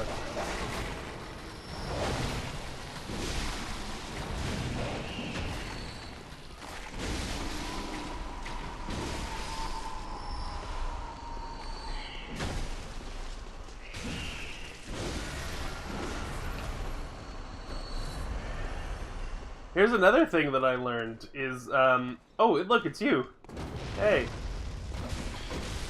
Ooh, ow. Hey, Toots. Knock it off with the fire!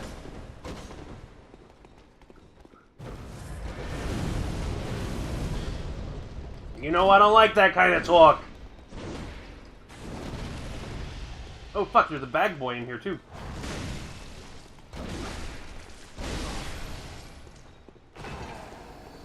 Alright, let's handle the bag boy.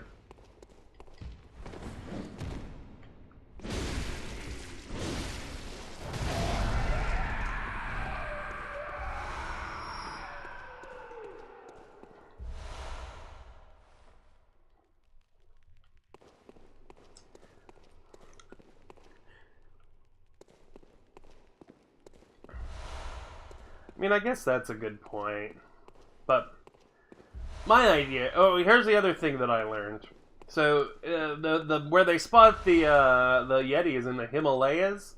Turns out, the natives there refer to those as the Himalayas. We've been saying it wrong the whole time. So, yeah, it's the Himalayas, the mountains are called. A little thing that you guys can learn today. About the Yeti. About Nepal.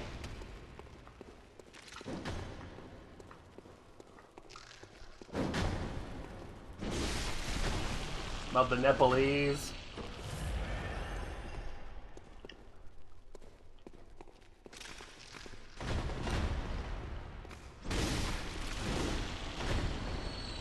I also always think of the Nepalese leaving an offering for the Yeti, so the Yeti doesn't come farther into the village looking for other food.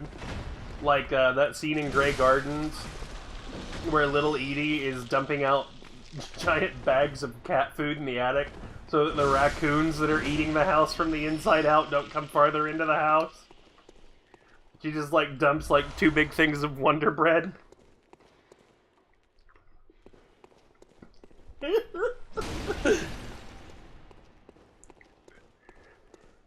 Shane, goddammit! What are you doing Friday night, man? Because after we watch JoJo and Mob, we will make you watch Grey Gardens with us. I would be 100% into watching Grey Gardens again, because I fucking loved that movie. No!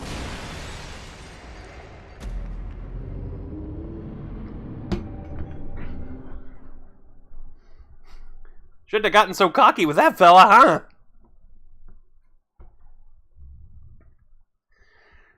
But yeah, Grey Gardens is one of my favorite films, Shane. It's amazing.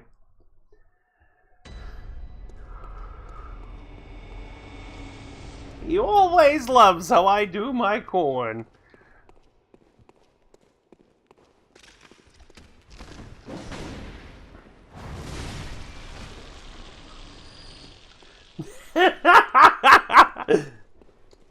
There's this amazing part in Grey Gardens where she's cooking corn on a hot plate next to her bed. And she's just picking it out of the boiling water with her fingers and saying about their like, teenage, like, caretaker that shows up to the house named Jerry. He always loves the way I do my corn. She's just cooking it on a dirty hot plate in a filthy room full of fucking cat piss. Jesus, it's so good. Yeah, it's a documentary. Every ounce of it is real, Shane. And that's kind of, like, the worst part about it is, like, this is just the way these poor old women live.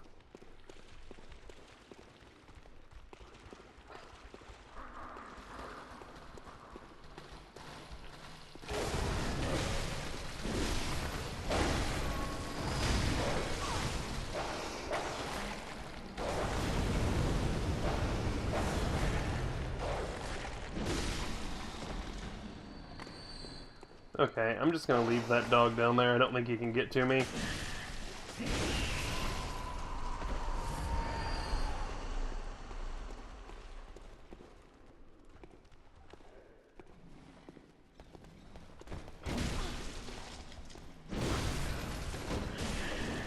Fuck off! Oh my god!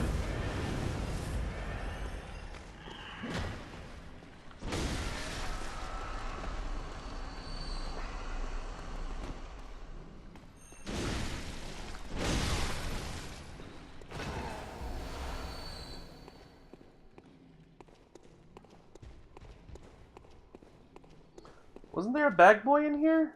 There he is. Ah, shit, spider!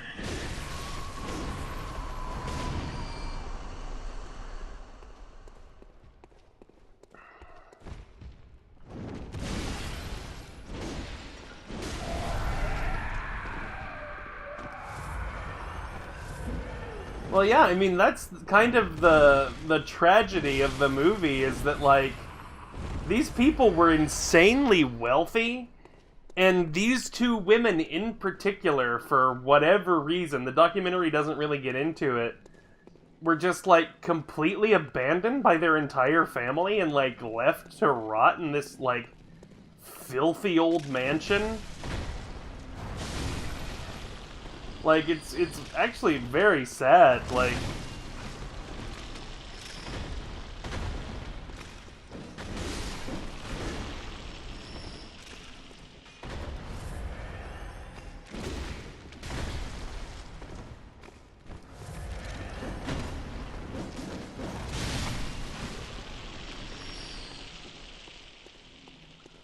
Yeah, it is one of my favorite movies, just in how, like, weird and depressing, but also kind of funny it is.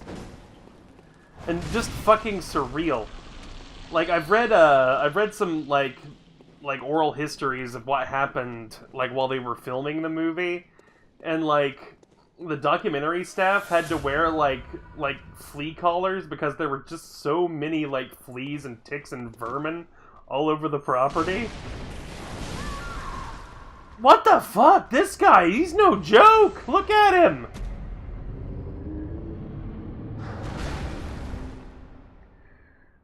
Sebastian! You've been working out?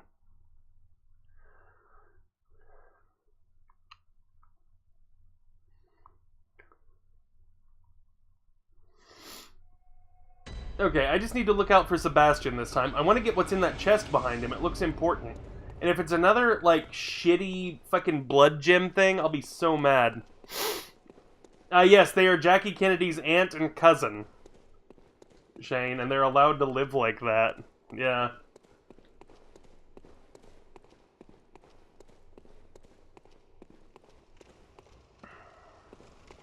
Oh wait, did I just pass the door? I think I did. Whoops.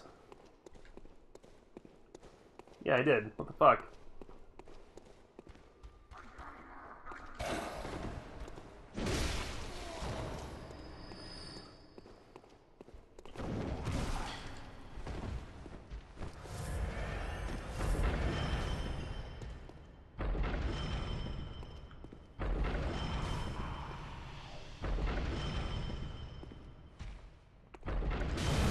God damn it! I was trying to hit him with that dart. I got hit myself right in the gourd.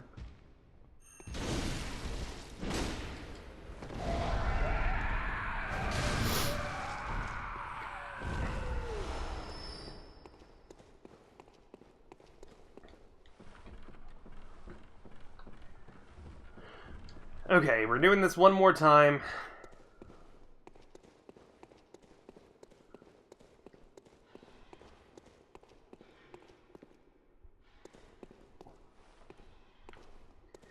It's gonna be fine. It's gonna be great.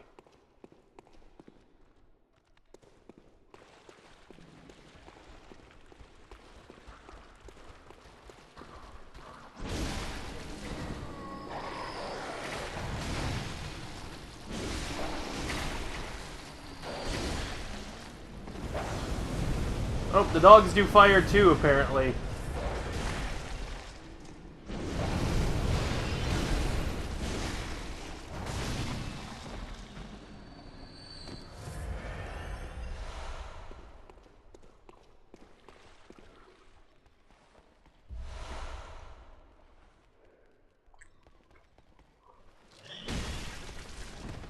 Wow. Hi, Harizel. Really fucking coming out of the gate with the abuse here. Huh. I see. Oh.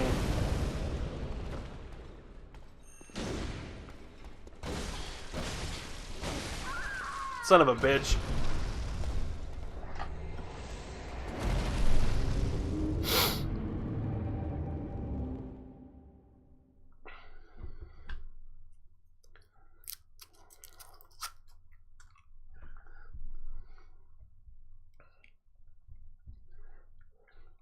I want to see what's in that chest.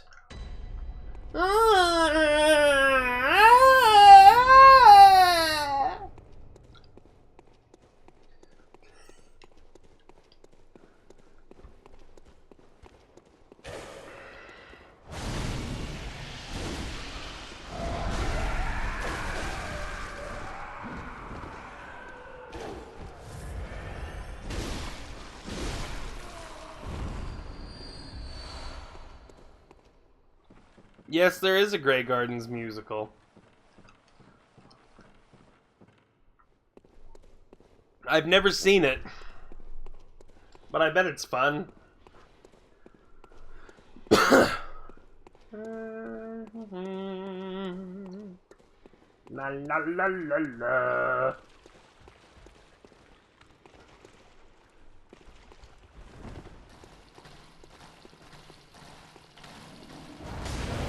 God damn it!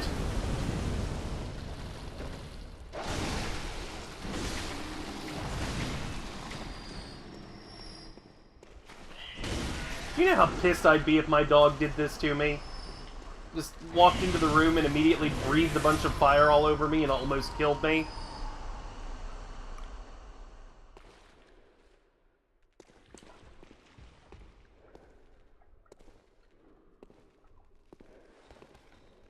Hello?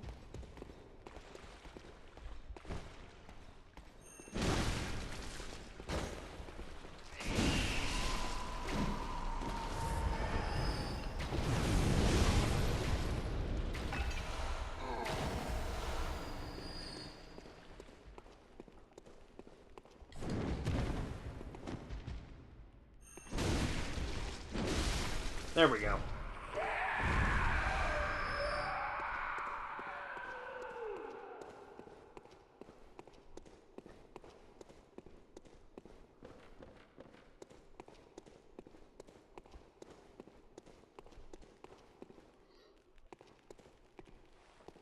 That's a pretty good name for a dog, honestly.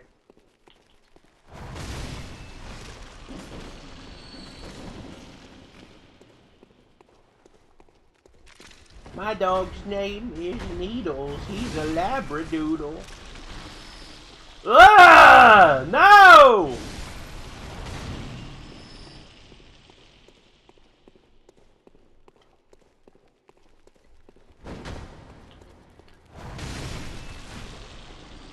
No, I haven't seen my dog since I started this stream. Is he behind me? No, he's not on my bed. Ah!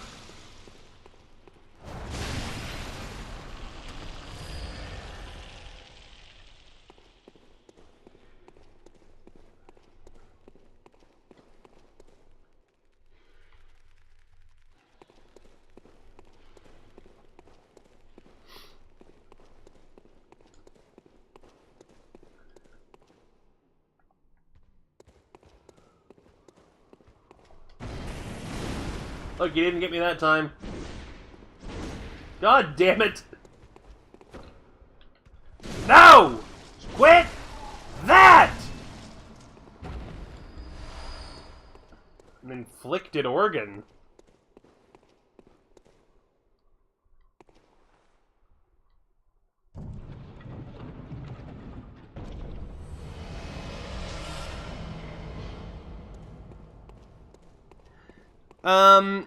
If I had a hellhound, and I had to name it, it didn't already, like, say, you know, like, "Greetings, mortal, my name is Beelzegoth, Lord of the Ninth Realm, son of sweet Satan," you know, I'd probably name it, like, probably something like Beelzegoth, honestly, like...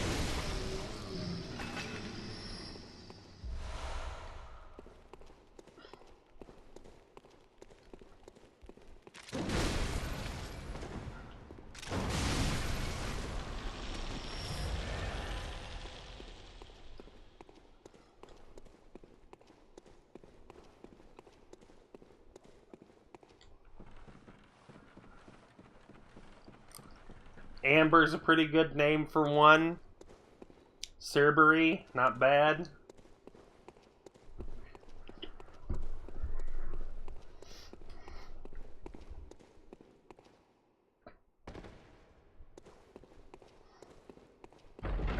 Whoop! Forgot about that trap.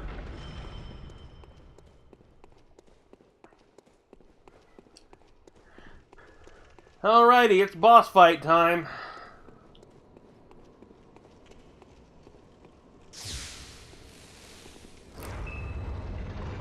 Oh, I like Daisy, Eric. That's cute. Rom! I like you better dead, Rom! Oh, shit. I forgot that his little spiderlings hurt real bad. Oh. During this loading screen, I'm just gonna stand up and stretch my little leggies.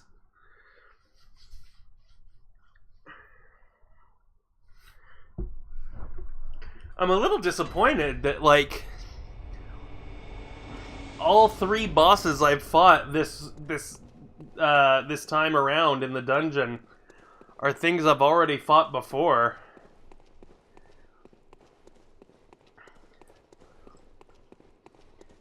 A little disappointed, I suppose. Ah, Rom was the first Ferengi in Starfleet. There you go.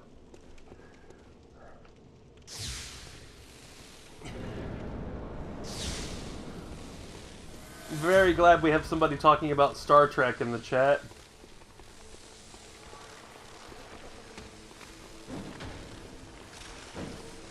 Because who doesn't like Star Trek?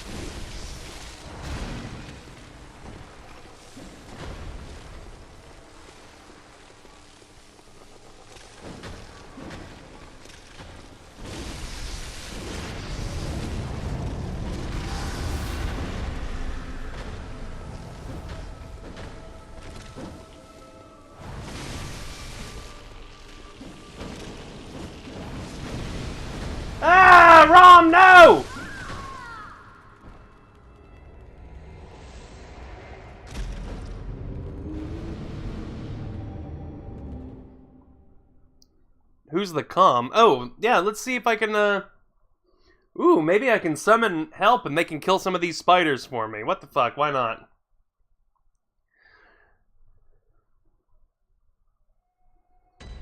Or at least draw some of these spiders off of me. Left. You're in luck, Shane. Eric and I have been talking about,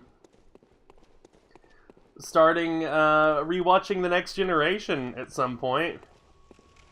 Prospector Olek. Let's summon him. Why the fuck not?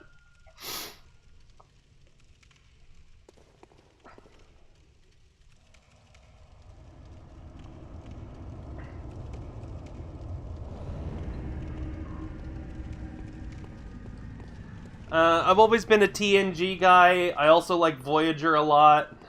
I'm okay on Deep Space Nine. I watched it because I had a friend that watched a lot of Deep Space Nine. Not my favorite, though. And, of course, I like the original series. I haven't been watching Discovery because it doesn't look good.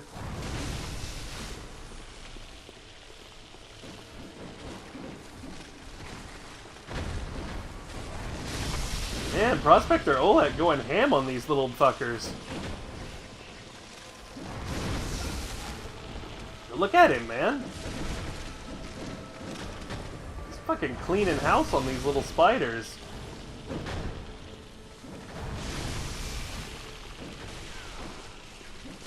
Oh, nope, they're about to kill him, though. Come on, Olek, heal up. Why are you doing so little damage? You're hitting him in the back, Olek.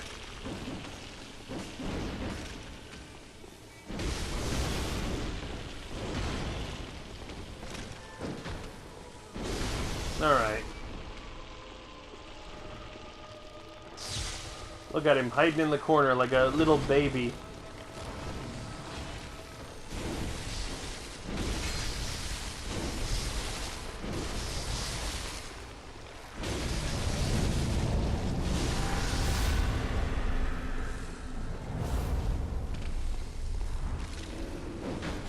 Okay, Olek, take care of them babies for me.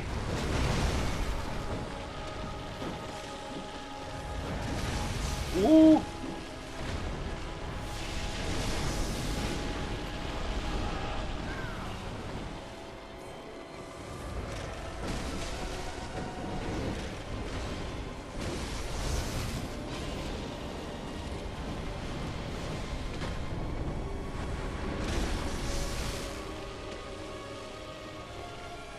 I don't think Olek's really helping much, honestly.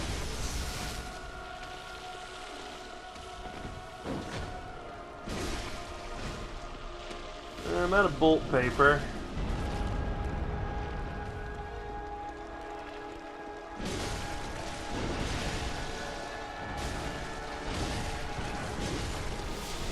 Oh no! Fuck!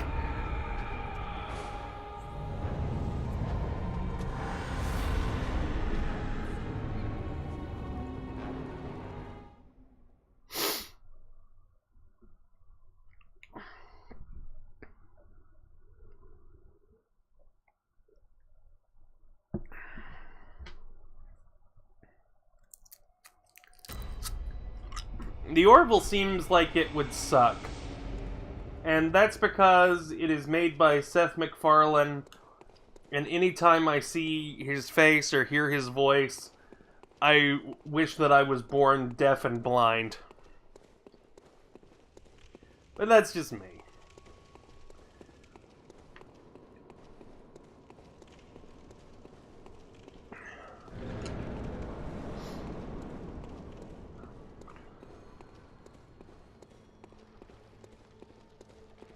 I really wish that Seth would pull it back all the way and never appear on television again.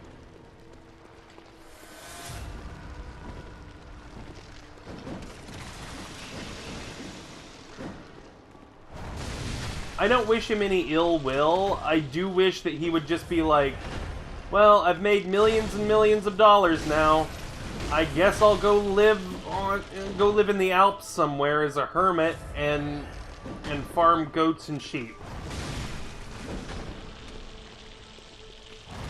And he's never seen or heard from again. I wish that would happen. 'Cause I don't think he's a bad man. I think he just makes some really irritating shit.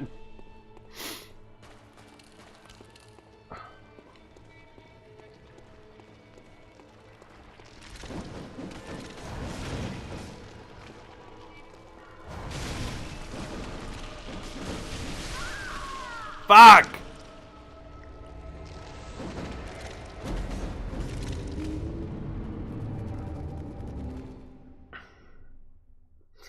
You don't have to kill all the baby spiders to hurt Rom, Shane, but if you don't kill all the baby spiders at a certain point, Rom will teleport and spawn more baby spiders, and then you will have twice as many baby spiders to deal with. So killing all the baby spiders seems as though it's the best course of action before actually fighting Rom.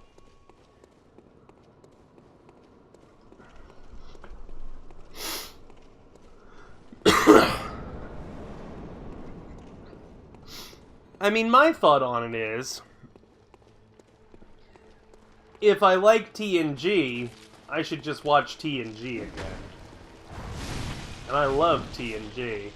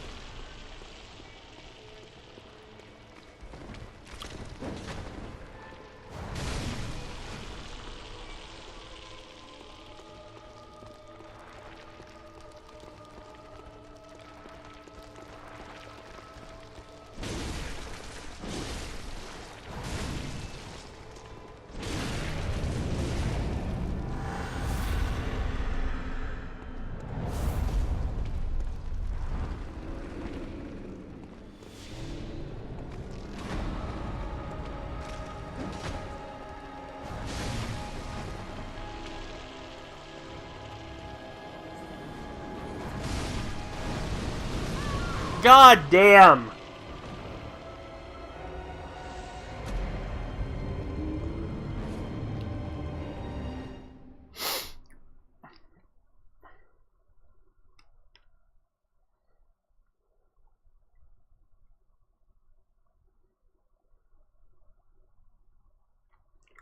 Eric, that's something I didn't know about Namek, is that they were only males. But I guess that makes sense, because Piccolo Sr. Does spit out a giant egg like Yoshi.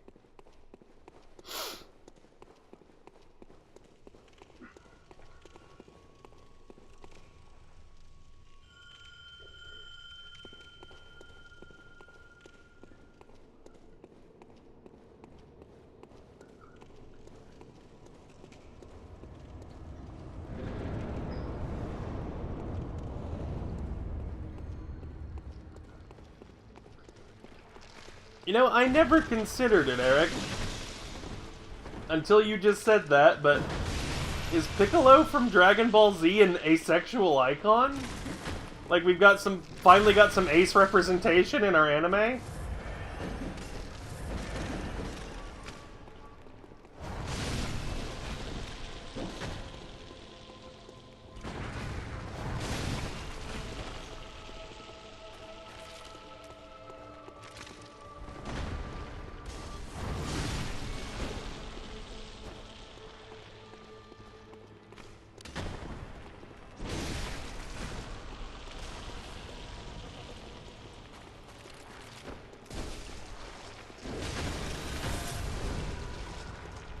Oh my god, Oleg, quit hitting Rom in the head.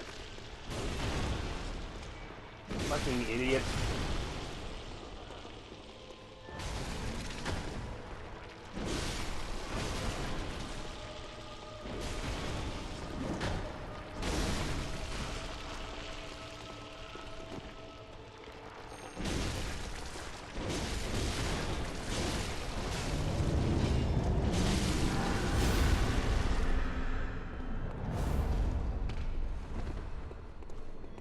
Okay, he warps back in, and now he shoots lasers at you.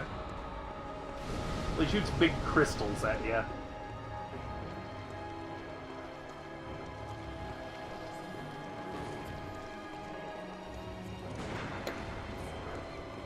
Good job, Oleg.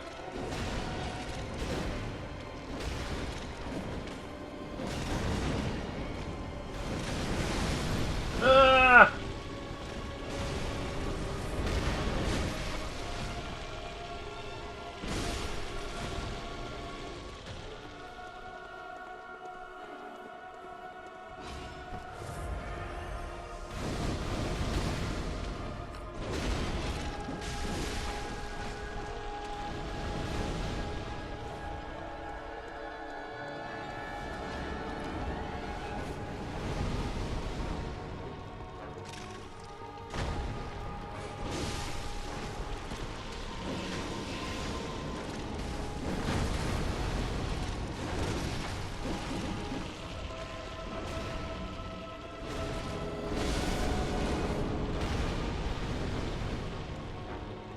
Yeah, keep shooting at Oleg.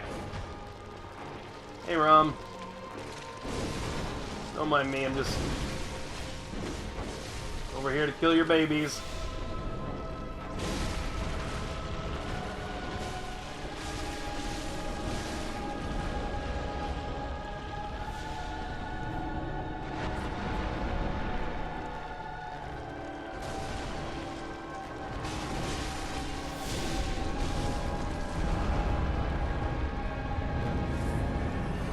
Shit.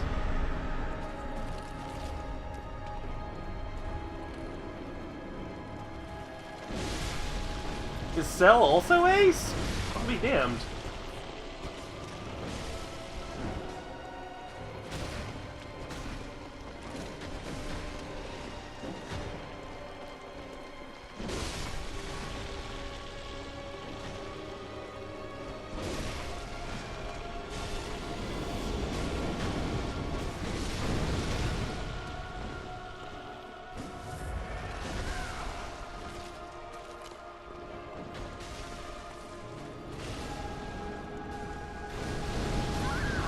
Fuck off!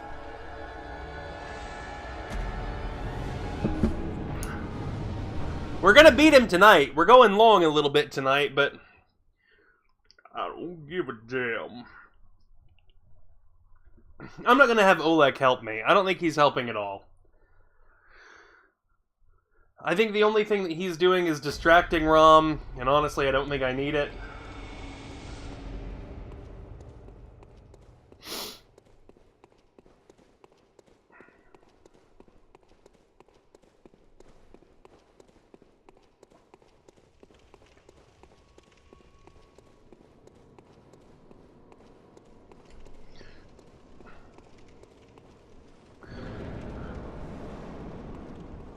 What would that advice have been?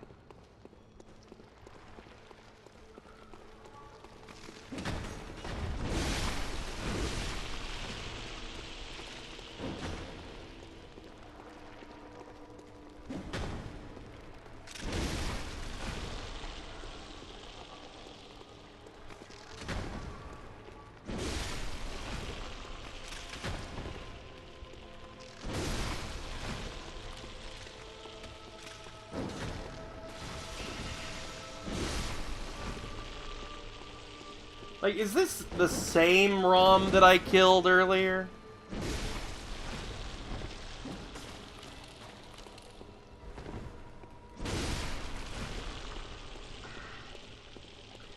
I wouldn't know what Piccolo would have to say because I chose Vegeta as my mentor in Dragon Ball Fighters. Or not Fighters, what was the other one that came out? Xenoverse.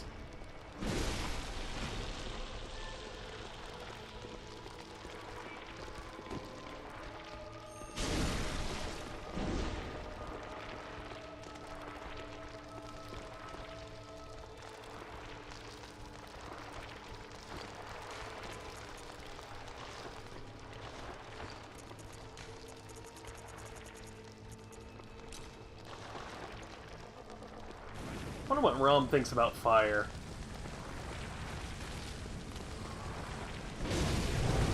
Does not like it.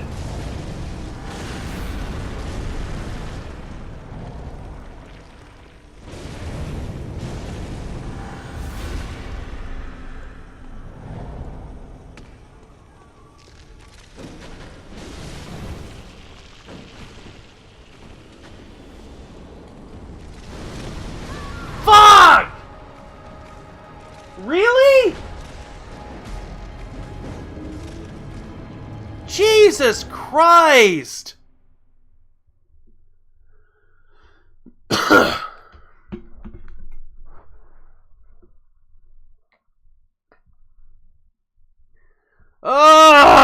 Now I'm mad, Shane. I said I wasn't mad earlier. I am mad now. Oh, I want to beat him so bad!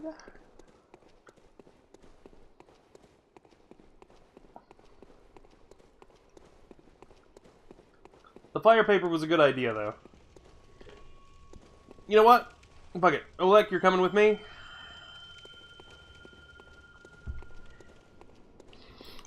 See, Shane, you say you doubt this is the same ROM. Like, what are the odds that there are two of these things, though, right?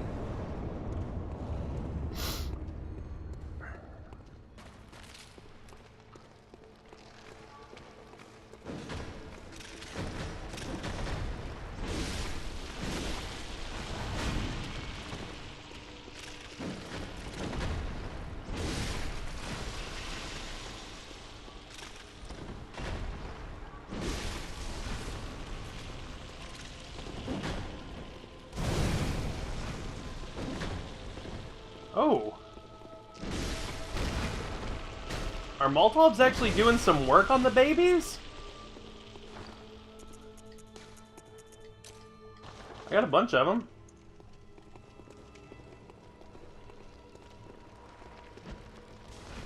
No.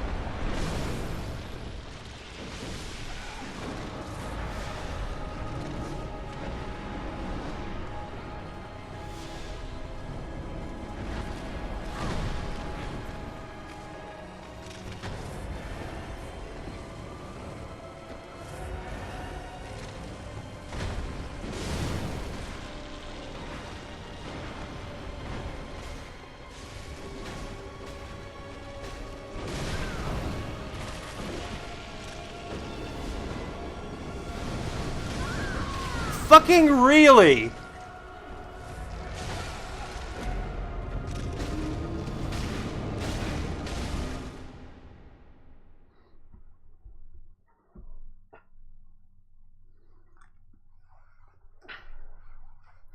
Eric, that was a good joke.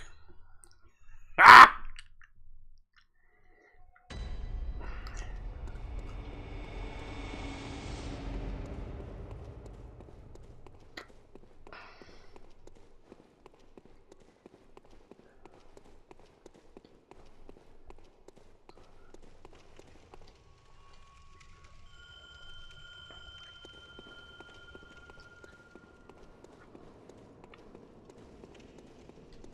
Alright, here we go. This is gonna be the one, I can feel it.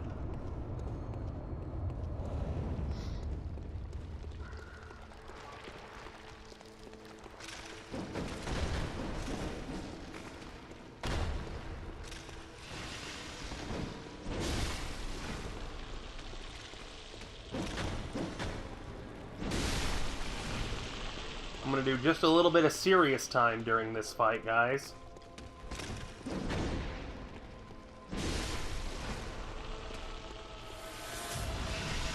What?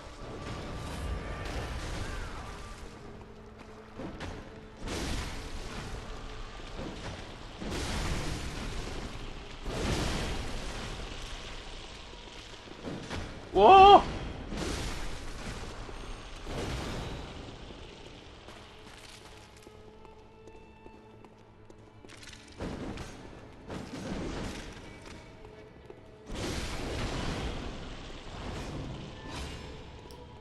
Okay, here we go. I'm gonna save my fire paper for the clutch moment at the end. Look at this poor bastard.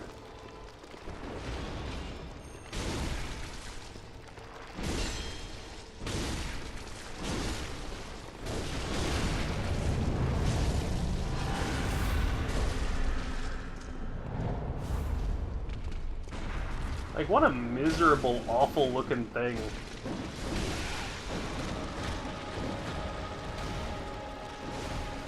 Oh.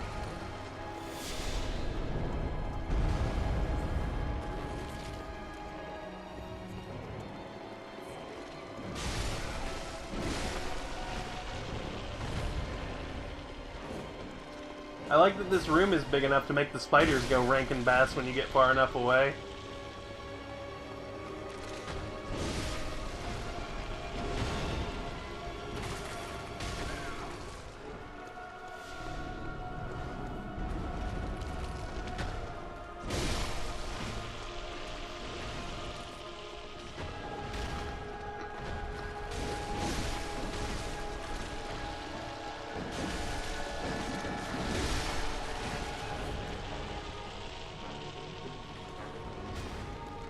There's an item over here? Okay.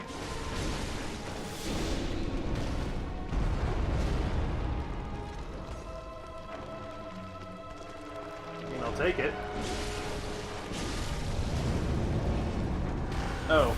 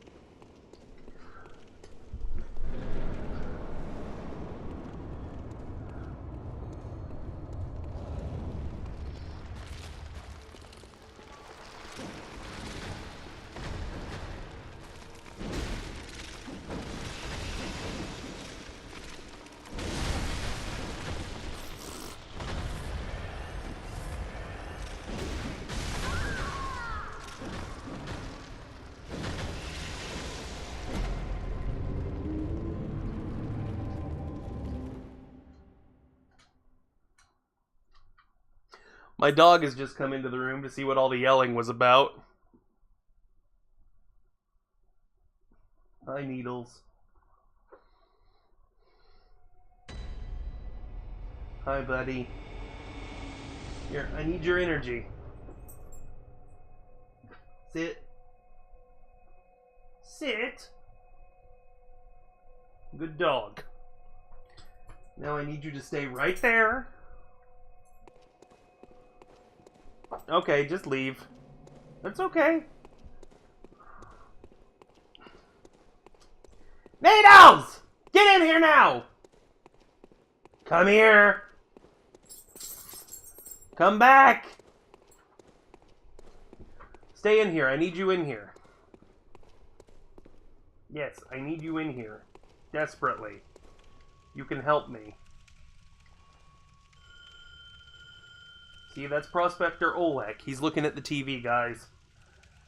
That's Prospector Oleg. Do you see him? He's coming to help me. Okay, see ya. He's gonna go lay back down in the living room, I think. Yep, there he went. Okay, I've talked to the dog. I've petted him.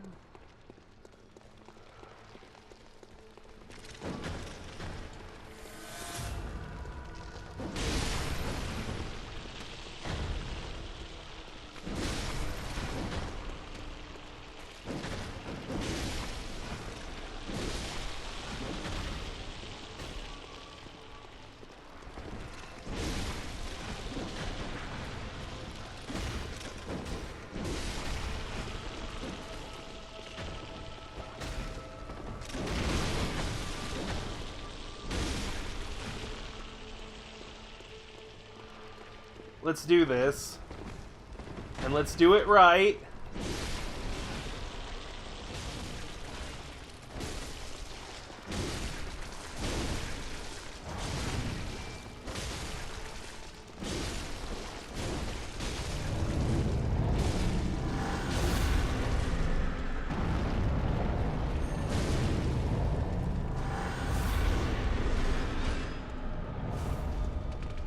Okay. Halfway there. Living on a prayer.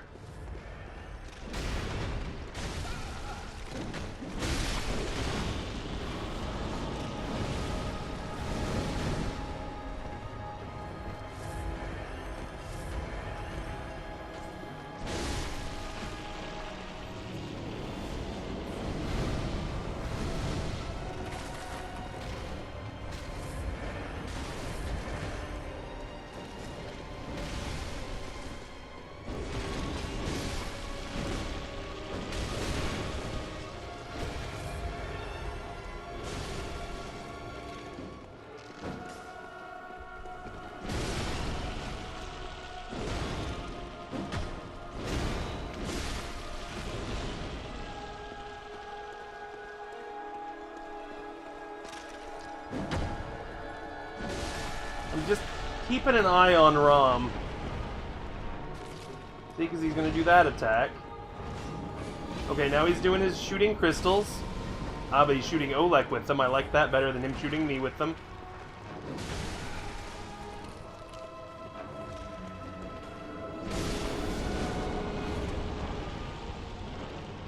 Yeah, Rom, just keep looking at Oleg. That's cool. I like that.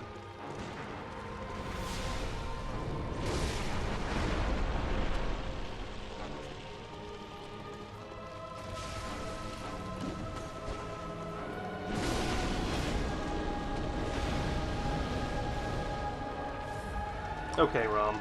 Here we go. You teleport immediately, Rom? Really? I'm gonna top off here.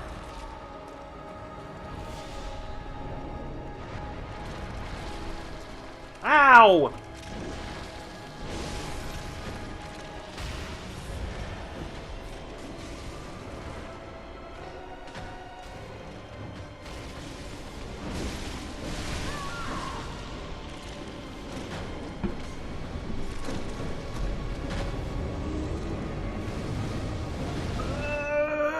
Fucking believable.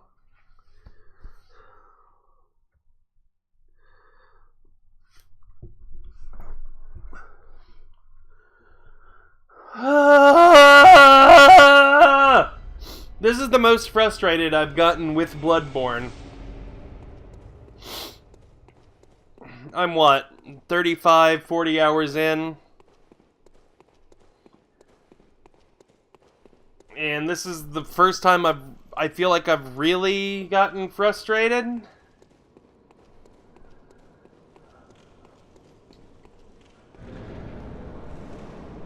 Correct me if I'm wrong, you guys have been watching me. Have I gotten frustrated before this? I've gone serious time a couple of times, but I don't think I've gotten mad.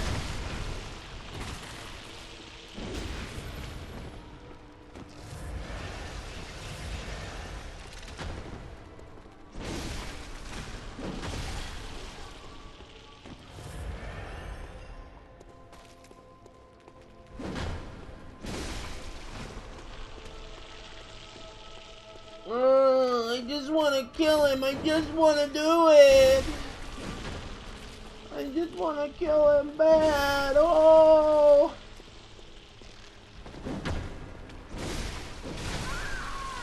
What did that?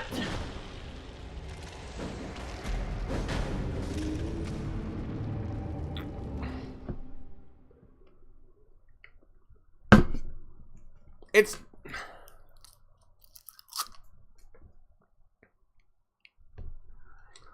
Whoa!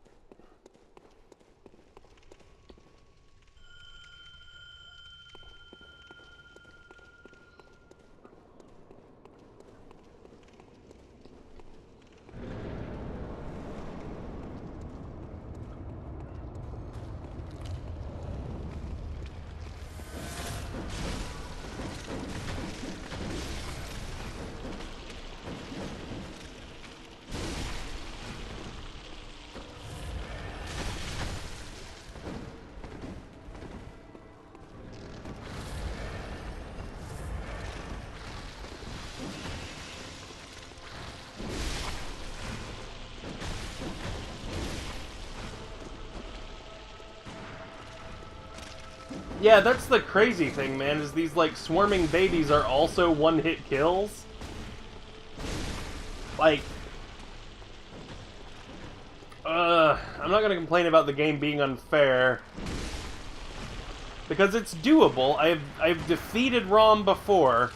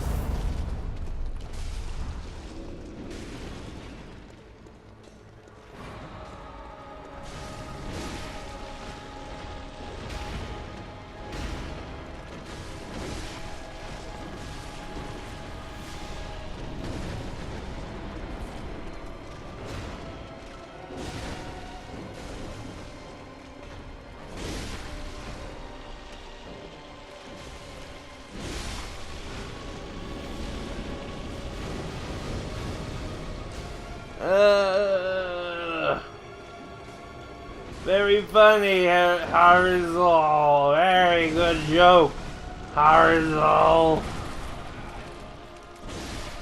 Really funny joke, Harizal.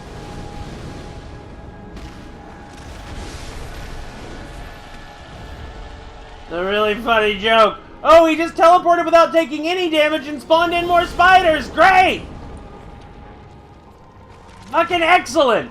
You piece of shit! Ah!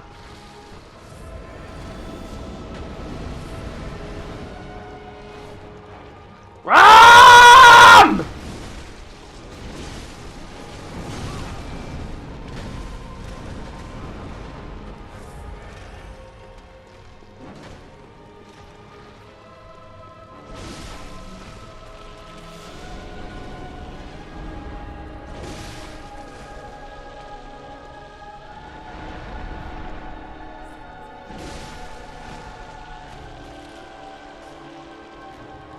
Olek, heal, you idiot!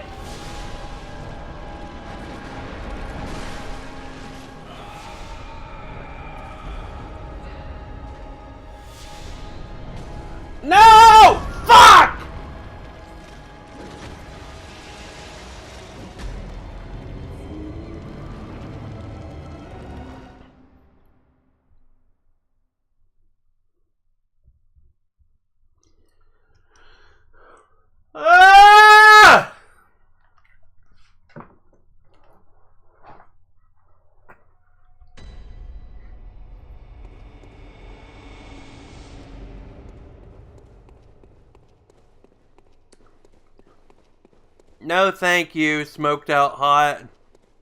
Also, Smoked Out Hot, I don't recognize your name. Welcome.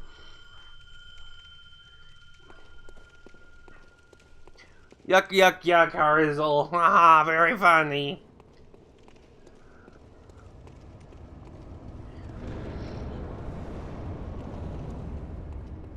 I've become what I've always said I didn't want to become. Is like the person who screams and gets mad on stream. And that needs to stop.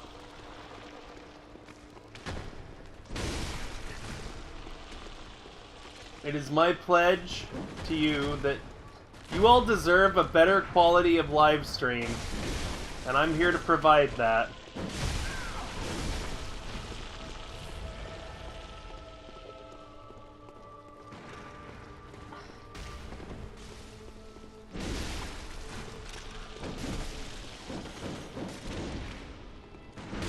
What does that even mean, Harizzle? A raid? I don't know what a raid is. I've heard of raids.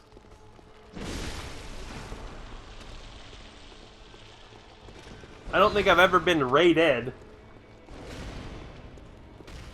I'm not really sure what all the Twitch terminology is. They just kind of throw it all at you and expect you to know what it means. Like, I don't know what subs are, I don't know what bits are.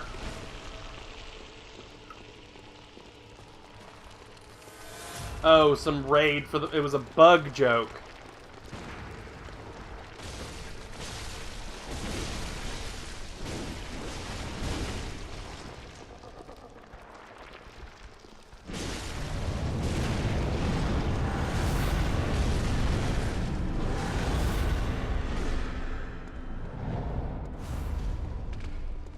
I get it now. Yes, Brandon, I did get affiliated. I made it. I'm now in the big leagues of Twitch gamers. Welcome.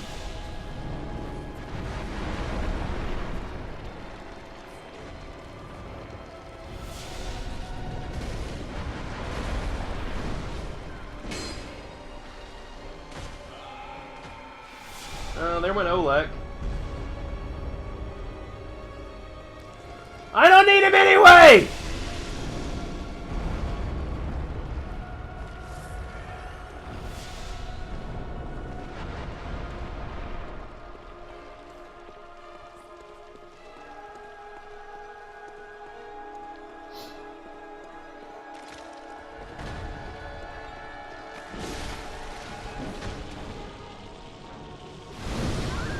Oh my good lord!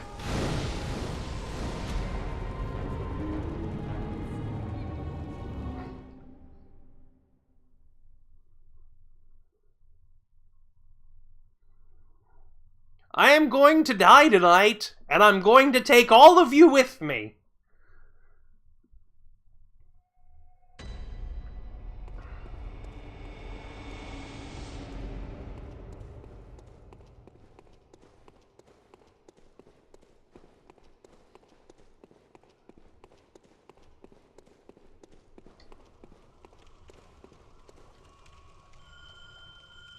Oleg, get involved. Eric, I also feel sick. Trust me. Oh, it's gonna be okay, man. I'm playing a video game, and playing video games is fun. It's a thing that you do for enjoyment.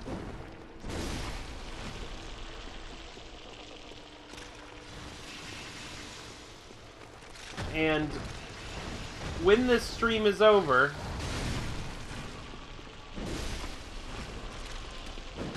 and years from now, when I'm replaying Bloodborne, I'm going to look back on this day with fondness.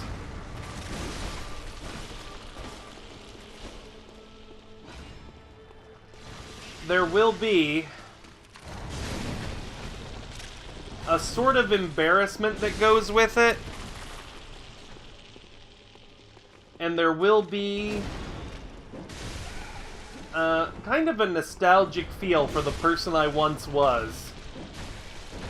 But all in all, I'll think what a crazy time in my life when I got killed by Rom the Vacuous Spider 300 times in a row on stream, while people in my chat made fun of me and teased me. I will think to myself, boy, those were the days. Those carefree days. Back when I used to fight Rom the Vacuous Spider in a filthy dungeon in a video game. Those halcyon days of yore.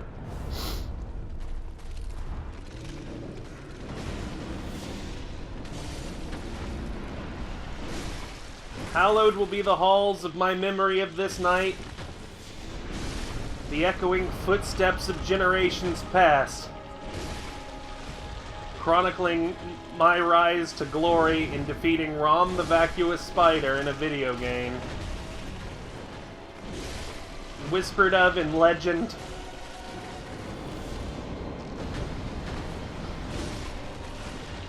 They'll write tales of this night. Eddas, stories, plays, songs.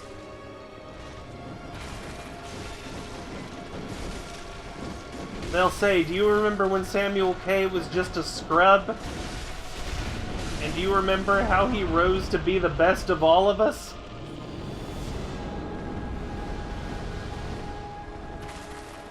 I do. I was there.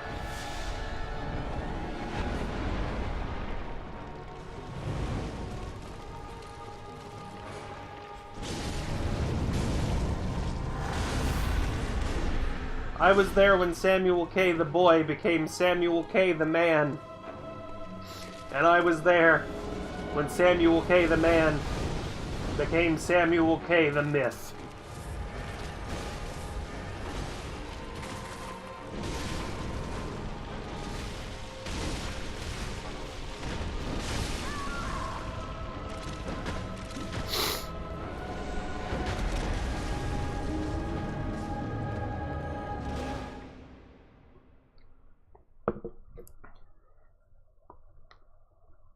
Never mind. All that stuff I said before, forget it. Oh,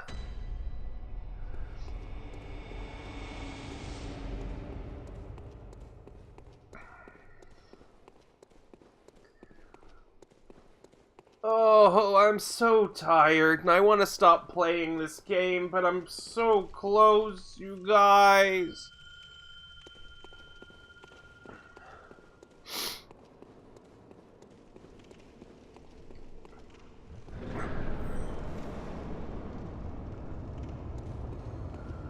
I don't know where those spiders were, Eric. I've lost track.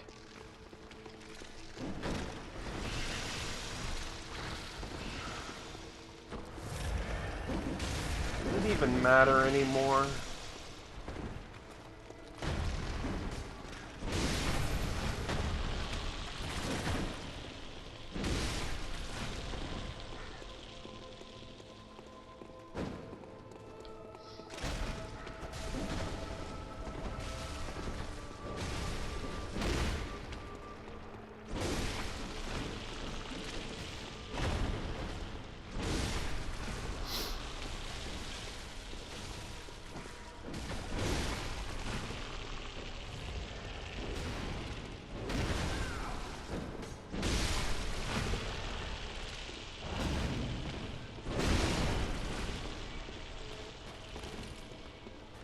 I'm in a place right now, a mental state, where I'm thinking about, like, tragic and painful things that have happened in my life. And I'm going to tell you guys a story. Some of you who don't follow me on Twitter may not know, but I'm not just a gamer streamer, I'm also a cartoonist and an artist of almost no renown. But I'm fairly skilled at what I do, and I've honed my craft over the years. And I'm at a place now in my level of skill where I'm I mean, not content, but I'm happy and I'm proud. And I remember being 16 or 17 when I first decided that cartooning was like, maybe not something that I'd just do for fun, but actually like make it a part of who I was as a person. And I used to buy these sketchbooks from my high school's bookstore. And I would carry them to all of my classes, and I hated all of my classes, and I hated all of the teachers. But by God, I had my art, and I had my cartoons, and that was something that helped me get through the day. And I remember I had a friend for years. He was my best friend. His name was Roy. And Roy and I had a falling out in the last 5 or 6 years. We haven't spoken in 2 or 3 years now. But all through high school and college, we were the best of friends. And Roy had this sort of obsession with being seen as creative and being seen as an artist, despite the fact that he wanted to do absolutely no work to achieve it. And there was a real level of jealousy between him and myself, in that I worked on my artwork and I was recognized for it, and people told me it looked good, and people told me that I was talented. And he wanted that too, but he just didn't want to work to achieve it. And I remember once I was showing him some drawings that I had done. And this was like at an age before, or an age after that, like, weird, hostile childhood cruelty had, you know, mostly worked its way out of our bodies. You're probably 15 or 16, which are, you know, that's a different kind of cruelty in that age. But he, without warning, took a pen out and began defacing and destroying my drawings right there in front of me. And I remember being so angry at him and being so hurt that he was able to do that to something that I had worked hard on. And in times like this right now, in times like this right now, I'm thinking of that moment of cruelty that was perpetrated on me by a person who I considered to be my best friend, and who considered me to be his best friend. And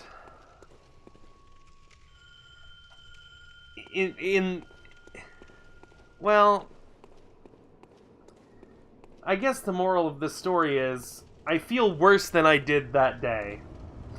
And right now, since my brain is now in a space that's allowing itself to be depressed and miserable, I'm realizing that after betraying somebody's trust that hard and doing something so mindlessly cruel, I wonder why I remained friends with Roy for the next, 10 years.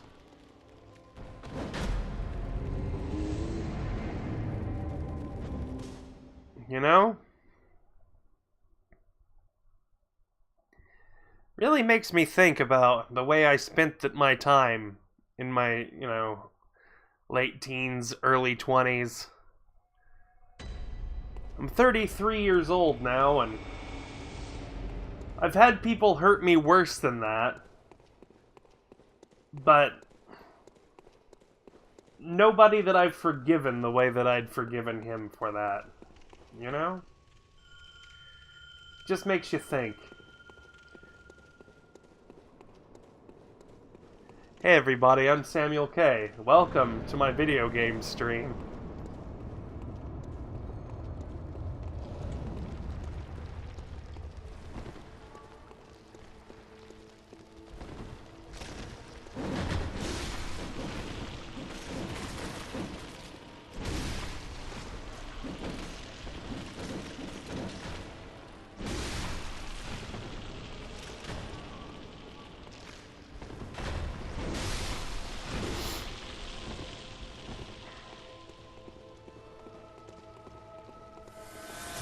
Oh, and smoked out hot. I don't have PSN, so you couldn't come help me if I wanted you to. So that's why I'm using the NPC summon, just to kind of pull some of the heat off of me here.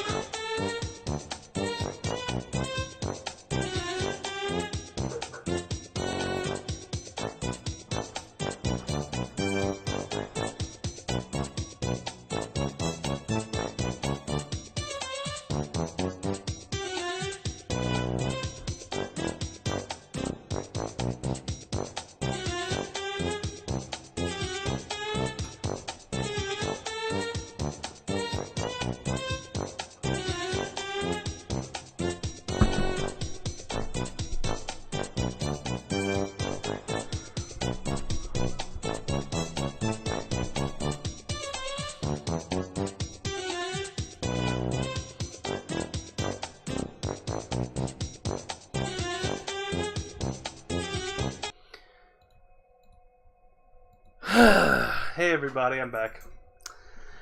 I just ran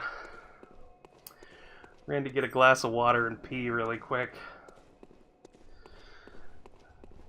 No, haven't won yet.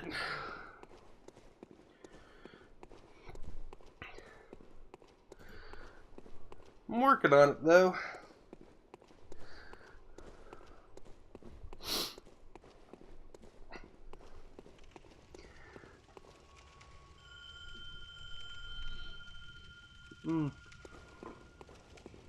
Take a little sip here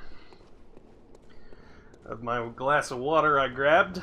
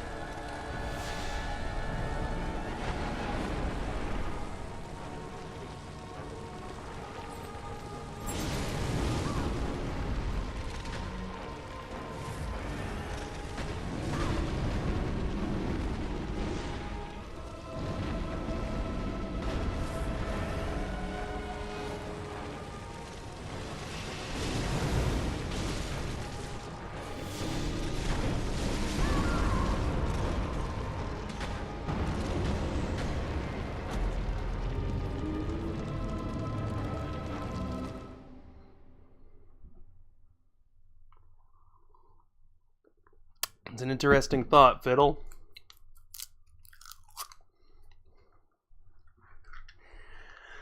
Ugh.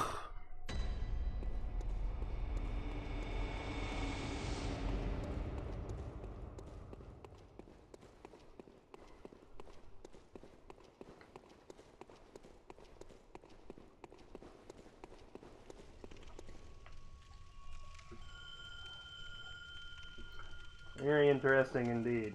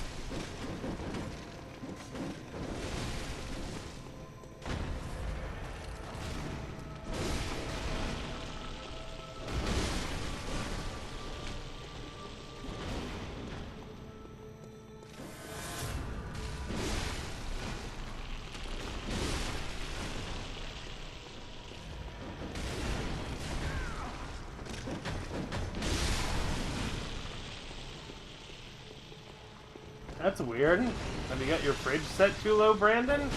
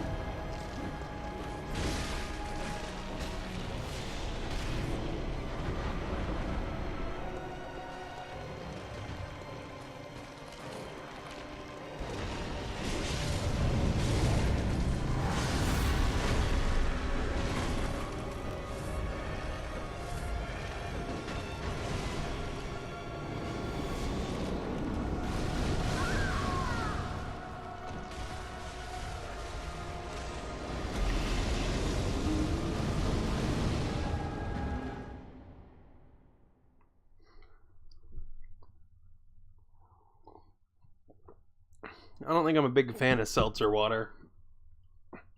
Is it like a LaCroix? I don't like them. They taste like beer, but bad. And I think beer tastes bad, so...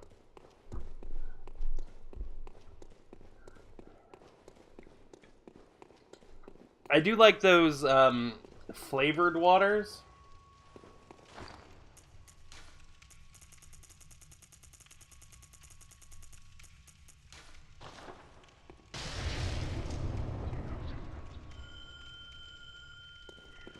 That you can get at the store. I like those. Not a big fan of LaCroix. And like fizzy drinks in general, really. I like a ginger ale, I like a root beer. I like other pops too, but try not to drink them.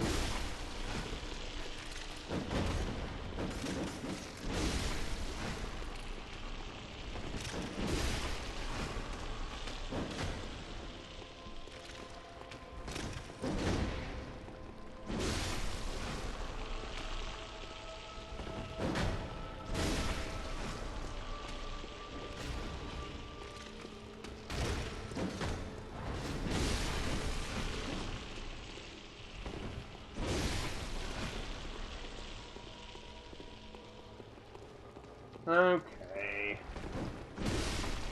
There we go.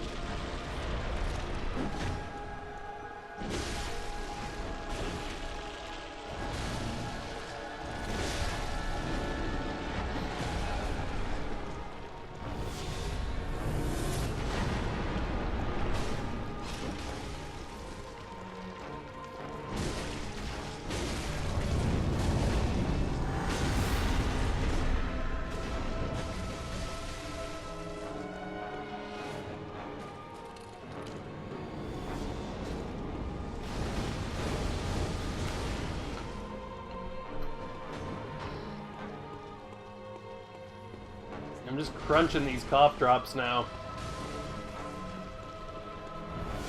And it hurts my teeth.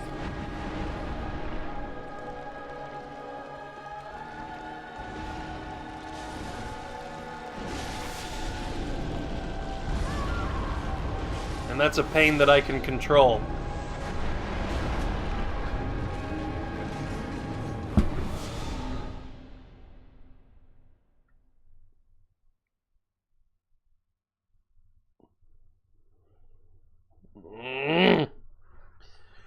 Whew. We're getting there.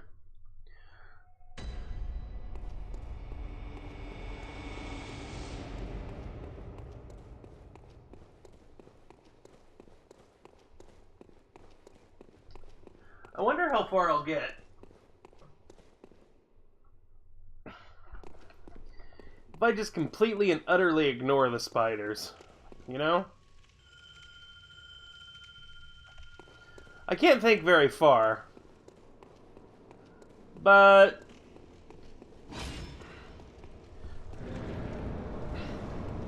let's go into sword mode instead of big sword mode, just so I can get around a little quicker and have a little more stamina when I attack.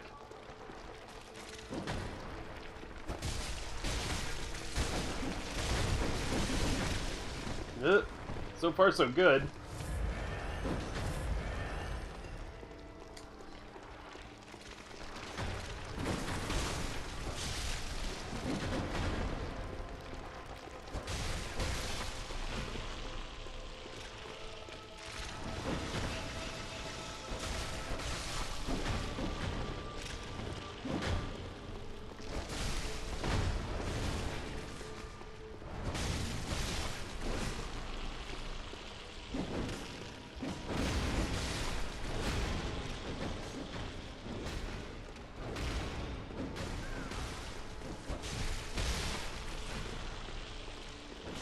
Okay, let's get in there and cause some damage.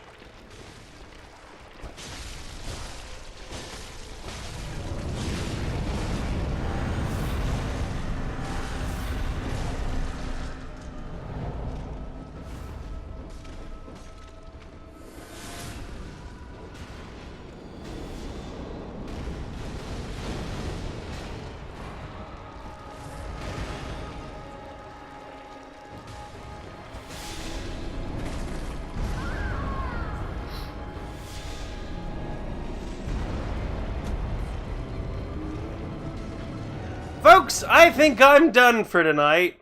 I know it's ending on kind of an anticlimactic run, but I'm very frustrated and I'm not having any fun whatsoever. And I think that's a good time, by my own rules, to stop playing a Soulsborne game. Yes it is, Dropkick Pikachu, Brandon, my friend. It's very difficult. So I think this is just where I'm going to end it for tonight. I'm going to come back at this with some fresh eyes. Maybe even tomorrow. Who knows? Maybe never. Maybe never. Maybe never. But for right now, thank you everybody for coming and watching. Thank you Fiddle, thank you Eric, thank you Shane, thank you Brandon. Thank you the Smoky Guy, thank you Hazel, thank you everybody. If you want to see more stuff I do, go on Twitter. There's a link under there. If you want to donate money to me, fucking do that too. That'd be great. Hey, look, you can see the barrel. You can see the gun barrel. Up in the gun barrel, you can see the bullet. See? There it is.